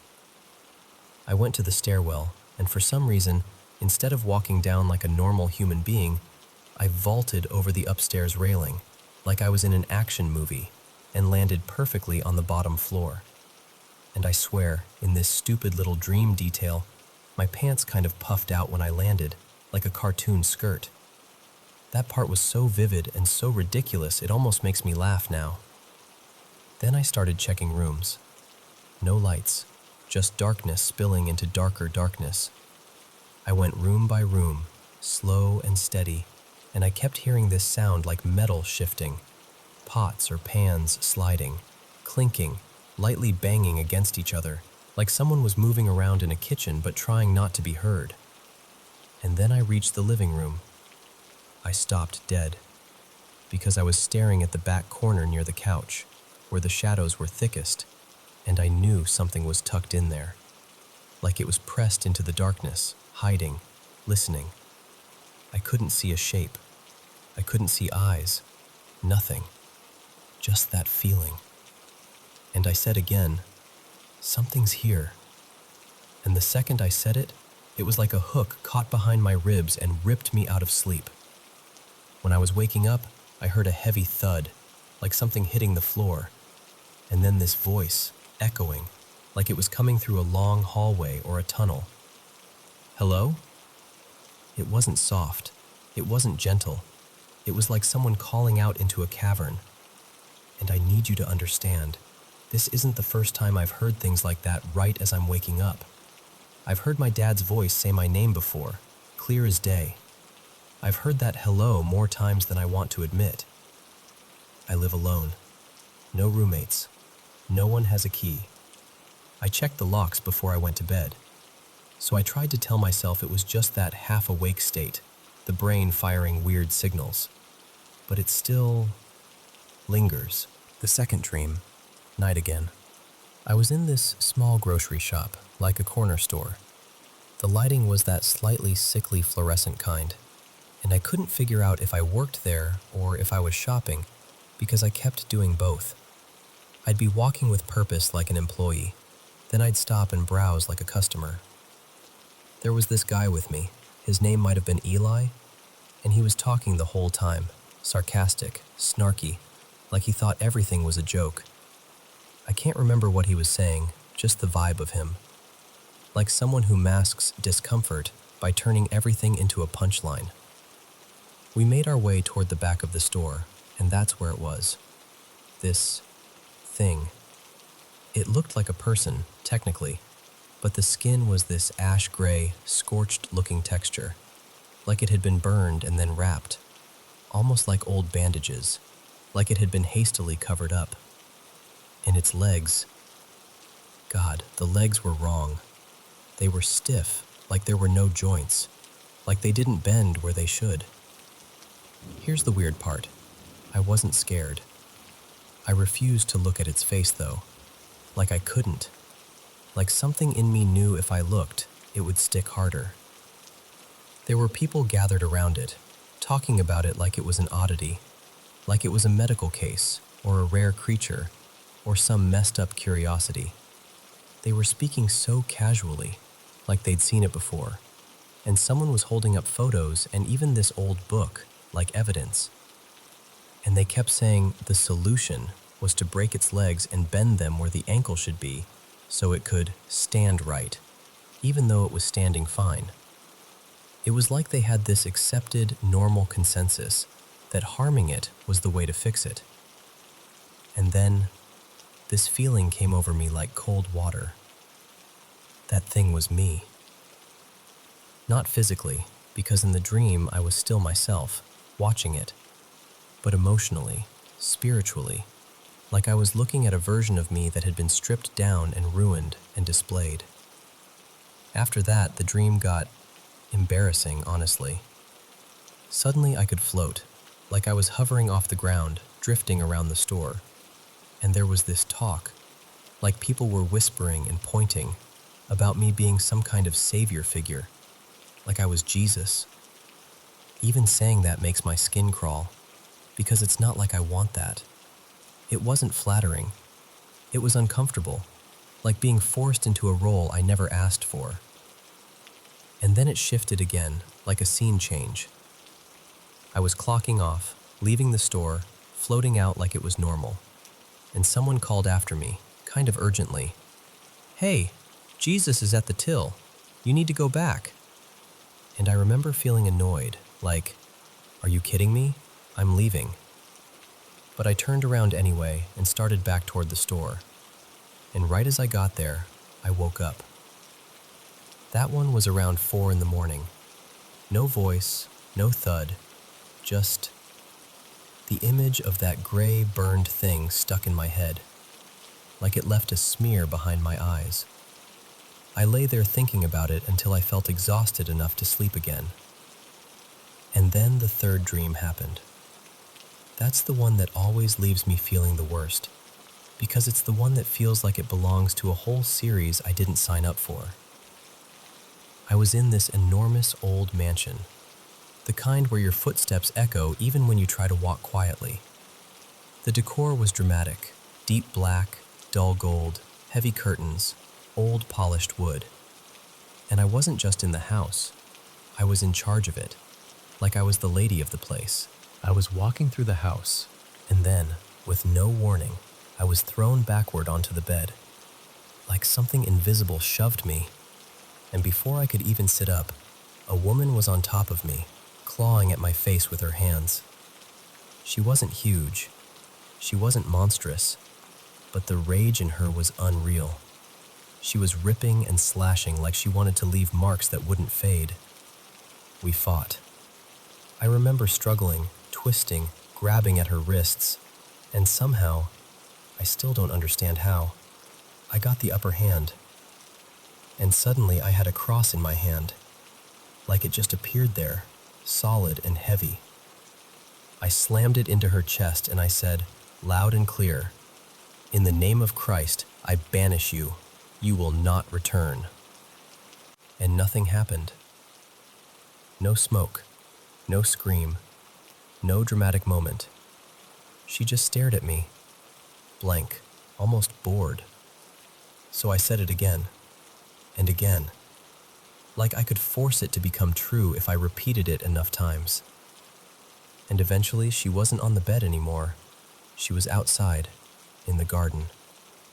She stood by the gate and she said something like, "Fine, I'll go. But you can't stop him from coming. He's such a good dog." And then she opened the gate wide, and this big black Doberman came running through. I don't know how to explain this, but out of everything in all 3 dreams, the dog scared me the most. It looked like a normal dog, not supernatural, not glowing eyes, just a sleek, powerful Doberman moving fast, like it knew exactly where it was headed. I ran out of the bedroom, down these long stairs, shouting for help, and suddenly there were maids in the hallways, like they'd been there the whole time. I was yelling at them to stop it, keep it away from the house, don't let it reach me. And one of them, calm as anything, pulled out an old Polaroid. She held it up like it was proof. The photo showed me with someone else, but I didn't look like me. Not quite. Like it was me from another lifetime, another version. And the other person in the photo, their face was wrong. Almost washed out, like the features were erased. The most visible thing was this shock of long red hair, and then this pale blankness where skin should have had details. There was a smile, too wide, and these bulging eyes staring straight into the camera like someone caught mid-madness. It reminded me of those old internet horror images, the kind you see once, and then your brain serves it back to you at the worst possible time. And that's when I woke up for the 3rd time. It was 10 in the morning, full daylight, birds outside, normal world. But I still feel like I didn't fully come back, because the images stay, the feelings stay, the sense that something is tracking me, waiting for me to slip, waiting for the moment I relax. I used to wake up shaking, crying, drenched in sweat. Now, I don't even do that anymore. I'm so used to it I almost feel numb, like the fear got worn down over time, sanded off. But I can't shake the watching feeling. And I've told people, I've described it in detail. I keep hoping someone will say the right thing, something that clicks, something that helps. But mostly I get silence, or vague comfort, or "I'll pray for you." And I don't know. Maybe I do need something extreme. Maybe I need a ritual.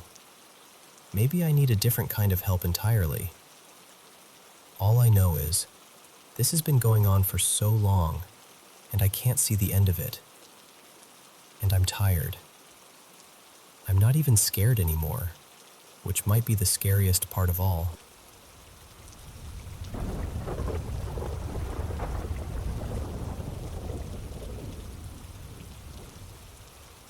So, I'm not what you'd call super religious. I'm not the kind of person who's quoting scripture all day or anything. But I do believe there are things out there, energies, entities, whatever you want to call them, that can be dark, harmful. And I also believe there are good ones too. I've always felt like intention matters, like words matter, like what you put out into the world, and what you allow into your home. It all has weight. I grew up Catholic, so the whole idea of God, angels, demons, the devil, prayer, that was just part of the air I breathed as a kid. And my mom is the reason I can't fully roll my eyes at this stuff, you know? She was always into ghost shows, paranormal investigations, all of it. She'd say she was sensitive, like she could feel when something was around. And honestly, our house growing up had moments that were hard to explain. She used to talk about this little boy she'd see sometimes, She called him playful, like he was just there, like a kid with leftover energy, mischievous but harmless. But she also had experiences that were the opposite of harmless, like the kind that shook her, and my mom is not easy to scare. She dealt with sleep paralysis more than once, and she described it as this heavy, terrifying presence that felt wrong. Not just creepy, wrong. As I got older, I started having little things happen too. Nothing dramatic at first. Hearing my name when nobody was home. Getting that intense gut feeling like, don't go in there. Or, don't call that person back. Like a warning I couldn't explain. Seeing movement out of the corner of my eye, and when I'd turn, there'd be nothing. And I've always had these vivid dreams. Sometimes they'd leave me with this weird sense about a person or situation. Like I was being nudged. Not with words, just a feeling. But what happened last night? No, this morning, technically. It messed me up in a way I can't shake. It was around 3 a.m., which, yes, I know. People call that the witching hour, and that fact is honestly part of what's making it stick in my head. I woke up because I heard my partner, Evan, calling my name. Like, clearly calling me. From the upstairs loft area we use as a bonus room. "Renee," he said. "Renee, come here. I need you right now." The way our bed is set up, I was lying on my right side, facing the spot Evan normally sleeps. Our dogs, 2 of them, usually wedge themselves between us like a furry barrier. I sleep with blankets pulled up over my head half the time, like a human burrito. So when I heard him calling, my first thought was groggy and automatic. Okay, he needs help. I'll go. I reached up to pull the blanket off my face, and the second my fingers touched it, this feeling hit me like a hand on my chest. Stop.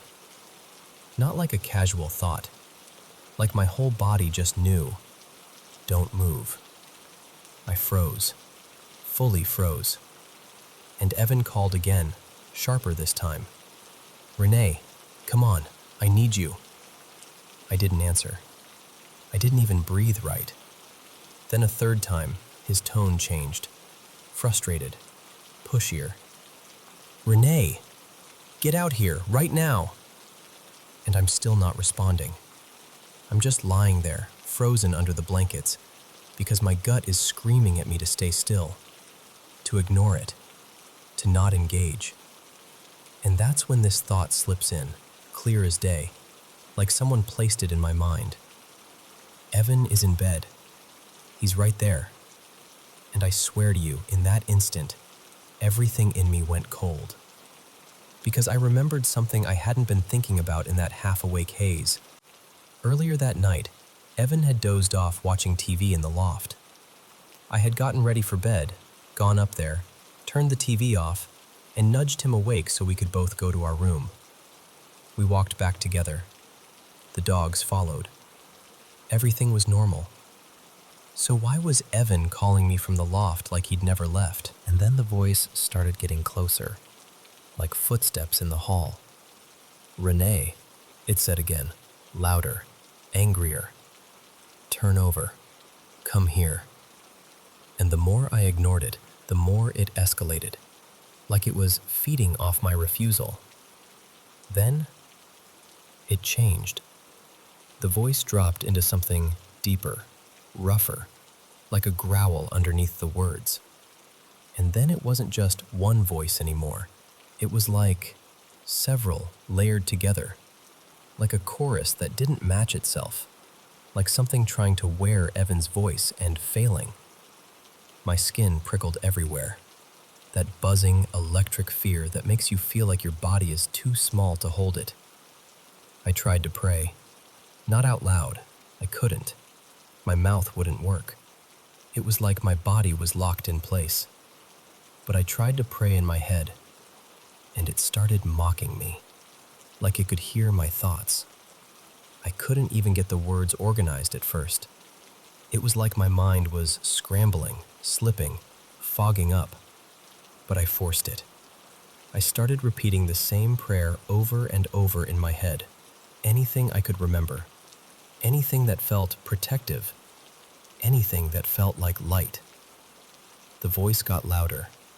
It was screaming now, demanding I turn over, demanding I look at it, demanding I go to it. And I could feel it behind me. Not like I saw it, like I felt it. At the foot of the bed, near the bedroom door. A presence, a pressure. It wanted me to acknowledge it, to face it. And I'm lying there, frozen under blankets, my heart trying to climb out of my throat, praying in my head like my life depends on it. It felt like it went on forever. Realistically, it was probably minutes.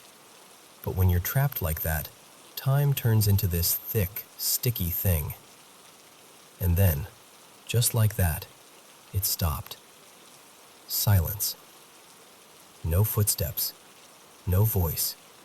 No growl. Nothing. It was gone. I laid there for a second, still unable to move, like my body didn't trust the quiet. Then I finally made myself lift my head and look around the room. Everything looked normal. The dogs were still between us. Evan was there, breathing, slow, asleep, completely unaware. And I felt this relief, but also this deep, ugly exhaustion, like something had drained me. Here's the part that messes with me the most. I don't remember waking up after it ended. I remember waking up at the beginning, when I first heard the voice. I remember praying and praying and praying. But after the silence, I don't remember that snap back into waking life. It's like I just slipped into sleep again, still exhausted, still shaken, until my alarm went off. And when I woke up for real in the morning, I felt wrecked. Mentally, physically, emotionally. Like my nerves were rubbed raw. I was jumpy, on edge, like the air was too loud. And I'm not someone who scares easily. I love horror movies. I'm not afraid of the dark. In stressful situations, I'm usually calm. Like, I'm the person who notices something's off and starts making a plan. I've had nightmares before, and every time there's that moment where you wake up and you can tell.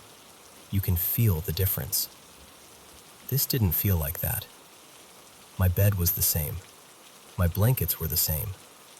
The dogs were in the same spot they were in during it. Nothing about the room felt dreamlike. It felt like my real life. Like something stepped into my space and tried to pull me toward it using the one voice I trust most. And I hate even saying that out loud because it sounds insane. But I know what I felt. After I got up, I did what I always do when I feel something's wrong. I cleansed the house. I spoke out loud, clearly, like I meant it. Like I was setting a boundary. Anything harmful is not welcome here. Leave.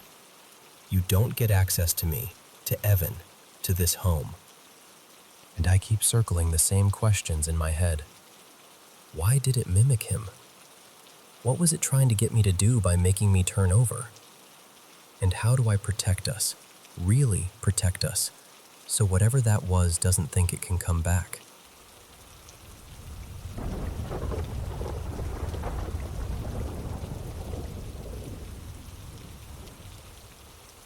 So I woke up at 3:12 a.m. to this little tune.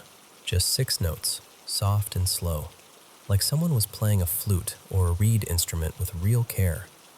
It wasn't loud at all, more like it was placed into the room. It was somber, honestly kind of heartbreakingly beautiful, and for the first few seconds I was still half asleep thinking, wow, that's lovely. And then my brain caught up and I went, wait, why is there music in here? Because it wasn't outside. It wasn't drifting in from somewhere far away. It felt right beside me, like it was coming from the same air I was breathing. The windows were shut, the curtains were still, and the moment I lifted my head, the tune just stopped. Like whoever or whatever was doing it noticed I was awake. I know people will say, auditory hallucination. I've read about musical ones before, but I've never had anything like that in my life. And I'm telling you, this didn't feel like my brain wandering. It felt like an event. And then, right after the music cut out, I heard my cat barreling up the stairs. His name is Rook. He's this edgy black cat with an attitude like he pays rent. He's always been more of an outdoor cat, according to him, and he usually wakes me up at some point in the night yelling at me like I'm late for his appointment. But this time, he came into my room and stopped so suddenly, it was like he hit an invisible wall. He just stood there. No yowl, no pacing, nothing. His eyes were huge, round and bright, like he was staring at something that made zero sense. I've never seen him quiet like that. Ever. By then, I had pulled the blanket up so high I was basically living under it, with just a tiny little peek hole. I could see him because the streetlight was coming through the sheer curtain, turning his fur into this dark outline with glossy edges. And he wasn't looking at me. He was staring toward the right side of the room, right next to where I'd heard the music. I'll add this part too. I have 2 other cats, and they were on the bed, completely out cold. Not even a tail flick. Like whatever was going on either didn't reach them, or didn't matter to them. Rook and I stayed frozen like that for what felt like forever, but it was probably only a minute. That heavy kind of silence where you're listening so hard it almost hurts. Finally, I forced myself up and I said, out loud, like saying it would make it normal, "Okay, I'll let you out." He didn't even meow until we were going down the stairs. I turned on lights as I went, every single one I could reach, all the way to the side door. And when I opened it, the night was so still it actually made my stomach drop a little. No wind, no insects, no distant cars, just quiet. That deep, pressed quiet that makes you feel like you're the only moving thing in the world. Normally, I'd stand outside for a minute when I let him out, but I didn't. Not then. I shut the door, closed the curtains that were even slightly open, and I went straight to the couch. I turned the TV on, not even to watch it, just for noise, just to put something human in the air, and I started searching, reading, trying to explain it away. And I'm going to say it again. What I experienced wasn't some fuzzy, half-dream melody. It was clear. It had shape. It had intention. And maybe this part matters too. Maybe it's part of why it hit me the way it did. I'm 40, and I've been living alone for the last few months after separating from my husband. It's been quiet in this house in a way I'm still not used to. I joke that I've become a cat lady overnight, but it's not really a joke. It's my life right now. It's me, a new routine, and 3 small creatures with big opinions. I haven't talked to my neighbors yet because it's still early, but I'm going to. I want to know if anyone else has ever heard music at night or had their animals react to something that wasn't there. I'm not exactly terrified. I'm intrigued. Because that little tune is stamped into my brain. I can still hear it perfectly. I even sat there staring at my keyboard thinking, I could play it. And then I got this weird feeling like, maybe I shouldn't. Like repeating it might be a kind of invitation, and I don't know what I'd be inviting back in. All I know is it was 6 notes, repeated once, second time softer, like a whisper. And what I keep coming back to is Rook. Because I didn't see anything. I didn't see a figure, or a shadow, or an apparition. But he looked at something like it was standing there with us. So I guess what I'm really asking, if you've ever had anything like this, or if you know stories like it, is, what do you make of a moment like that? A quiet house, closed windows, a tune that feels placed right beside you, and a cat who suddenly forgets how to make a sound.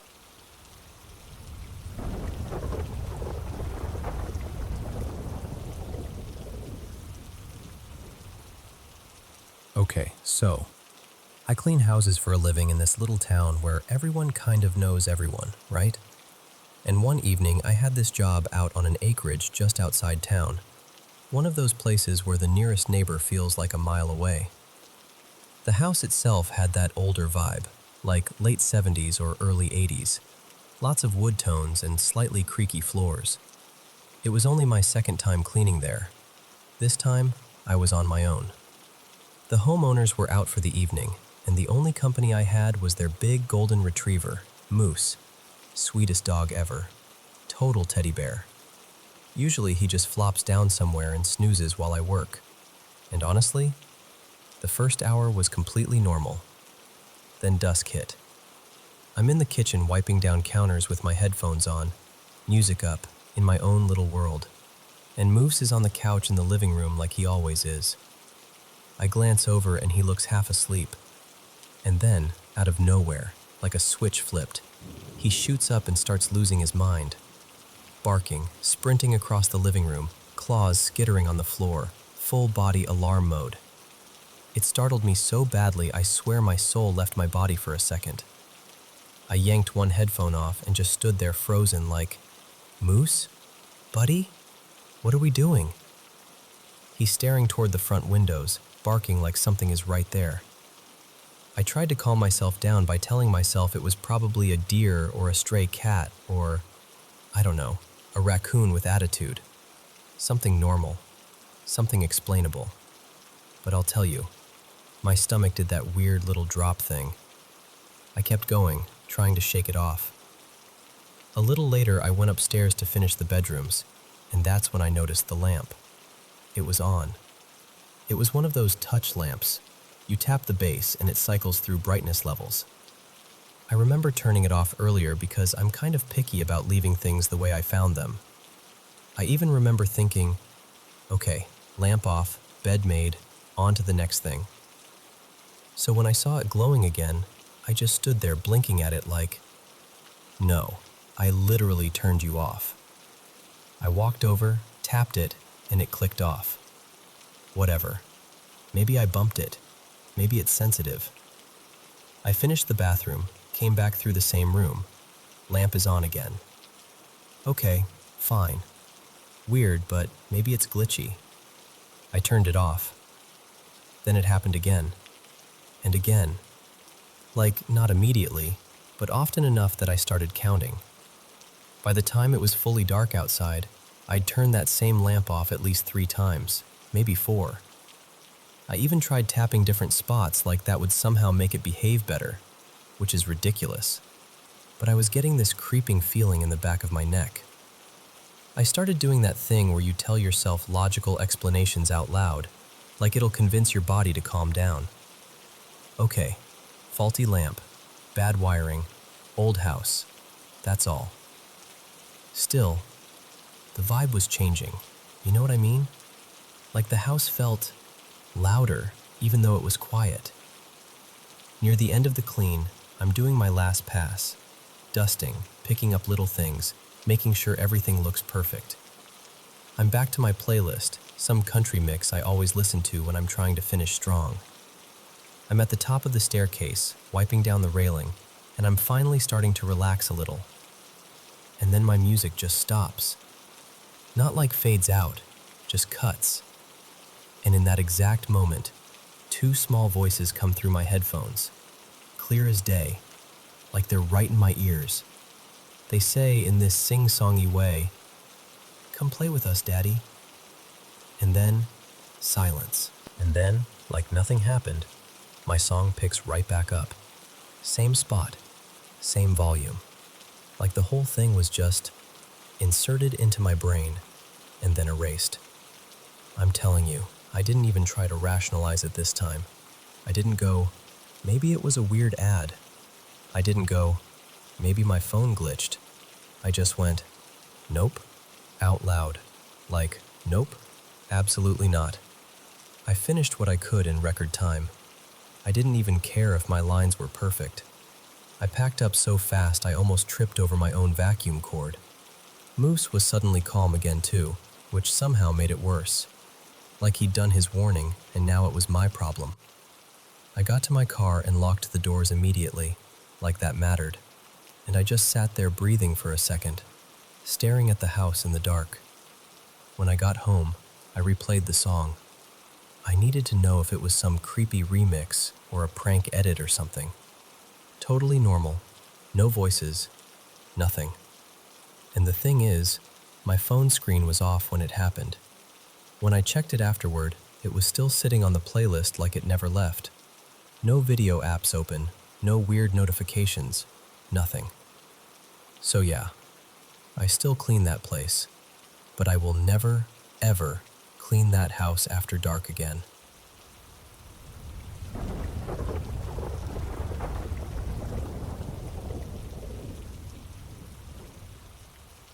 So, I've run into this kind of presence a handful of times in my life, and I still don't have a better word for it than presence, because every time there's this unmistakable sense of mutual awareness, like we both know we're sharing the same moment, but there's never been a solid body to point to, just this dense, shifting cloud, like vapor that has opinions. The funniest one, by far, happened back in early summer of 2006, when I was living in Durango, Colorado. I had this tiny little place not far from a big open parkland outside town. Wide meadow, mountain backdrop, the kind of spot that looks almost unreal when the sun is just coming up. In late spring, the whole place would explode with wildflowers, and every morning smelled like cold dirt, pine needles, and whatever magic mountain air is made of. That meadow had a loop trail, 2 miles give or take, and it was my routine. I'd jog from my apartment to the park, do the loop twice, then jog back home. 6 miles. Nothing heroic, just steady, familiar. The kind of run where your brain is half asleep and your body's on autopilot. Quick bit of context, because it matters. The park used to be something totally different decades earlier, an old tourist attraction with a goofy frontier theme. People would ride in these little wagon rides past fake wooden storefronts, and there were once actual animals kept out there. It shut down ages ago and got turned into a regular city park, but there were still these leftover traces, odd clearings, a weird little statue at the entrance that looked like it had been designed from memory by someone who'd only heard of the animal it was supposed to be. Anyway, this particular morning was perfect. Cool, crisp, that early sun glow starting to creep over the grass. I remember feeling really good, lungs open, legs cooperating, the soft thud of my shoes on packed dirt, and that one little footbridge where the boards always made the same hollow thump, thump, thump under you. It was one of those sounds you don't realize you love until you hear it. I came into the park entrance and there was a big family kind of blocking the main gate. Kids, stroller, the whole situation. So I swung off onto this side trail that skirts the entrance.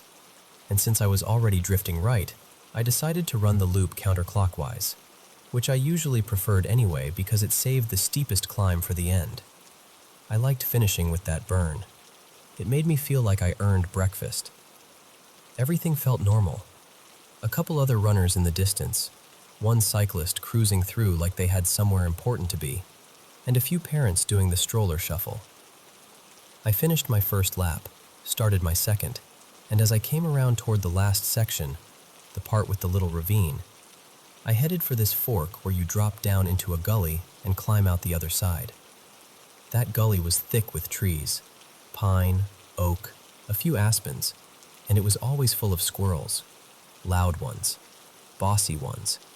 They'd scold you from above like you were late for an appointment they were running. I used to jokingly call that stretch Squirrel Hollow because every single time I ran through, it felt like the squirrels were holding a town meeting. So I take the right fork, start down into the trees, and the instant I crossed into the shade, I got that feeling. You know the one. That sudden shift where your body quietly goes, oh, something's here. Not fear exactly, more like awareness snapping into place, like the air thickens half a notch. The trail dipped, crossed the bottom of the gully, then angled left to climb back up. And right as I came to that bend, where you can see downhill through the trees, I spotted it. a pale shape moving between the trunks. At first, my brain tried to force it into something normal. I genuinely thought, for a split second, it was a person running hunched under a white sheet, like some prank or, I don't know, the world's least practical fashion choice. But immediately, something was off. There weren't any legs. And it wasn't flapping like fabric. It wasn't moving like cloth at all. It was gliding, smooth, deliberate, like fog that had decided on a destination and meant it. It was maybe 8 feet wide, maybe more, and around my height, about 5'6"-ish, and it wasn't opaque, but it was thick, like dense steam, and it shimmered. Not glowing like a light source, but pearly, wet-looking, like moonlight on mist. It was coming from downhill on my right, moving toward the exact spot where the trail crosses the gully, and I realized really quickly, if I kept running, we were going to meet in the same space at the same time. So I stopped. And when I stopped, it stopped too, right at the edge of the path. Just paused there, roiling, churning gently in place, waiting. I got full-body chills, like my skin was trying to crawl up and hide behind my ears. My brain was doing this high-pitched internal "ee." Not words, just pure alarmed disbelief. But here's the part that still makes me laugh. Along with the terror and the awe and the "what am I looking at?" I also got this oddly clear sense that this was polite. Like we were both standing at the same doorway, and the question wasn't who will attack whom. It was literally who goes first. So without thinking too hard, because if I'd thought too hard I would have sprinted backward into a tree, I did the most instinctive, ridiculous thing. I gave it the right of way. I sort of dipped my head, almost like a tiny bow, and motioned with both hands like, "After you." And I swear to you, that misty, shimmering mass seemed to respond. It drifted forward, crossed the trail in front of me, and continued up the gully, weaving between the trees like it had somewhere to be. No rush, no drama, just determined fog on an errand. I stood there for another heartbeat, watching it slide into thicker underbrush, and then I started jogging again, slower now, because my nervous system was basically screaming, "We have been lied to about reality." When I came out of the trees back into the sun near the main meadow, I kept glancing over my shoulder, expecting, honestly, I don't know what I expected. For it to come floating out into the open? For the other runners to be pointing and yelling? For a squirrel to file a report? Nothing. No one reacted. No one looked weirded out. The meadow was peaceful like it always was. Flowers swaying, sunlight spreading, people minding their own business. And the rest of the run home? I barely noticed anything. I was physically moving through streets and sidewalks, but mentally I was still standing in that gully, watching this pearly cloud wait patiently for me to gesture it through, like we were two strangers meeting at a narrow bridge. It's honestly one of the strangest things I've ever seen, and yet it's also one of the most personable. That's the word that sticks. Like, "Hey, excuse me, passing through." A polite, shimmering fog in Squirrel Hollow, waiting for me to mind my manners.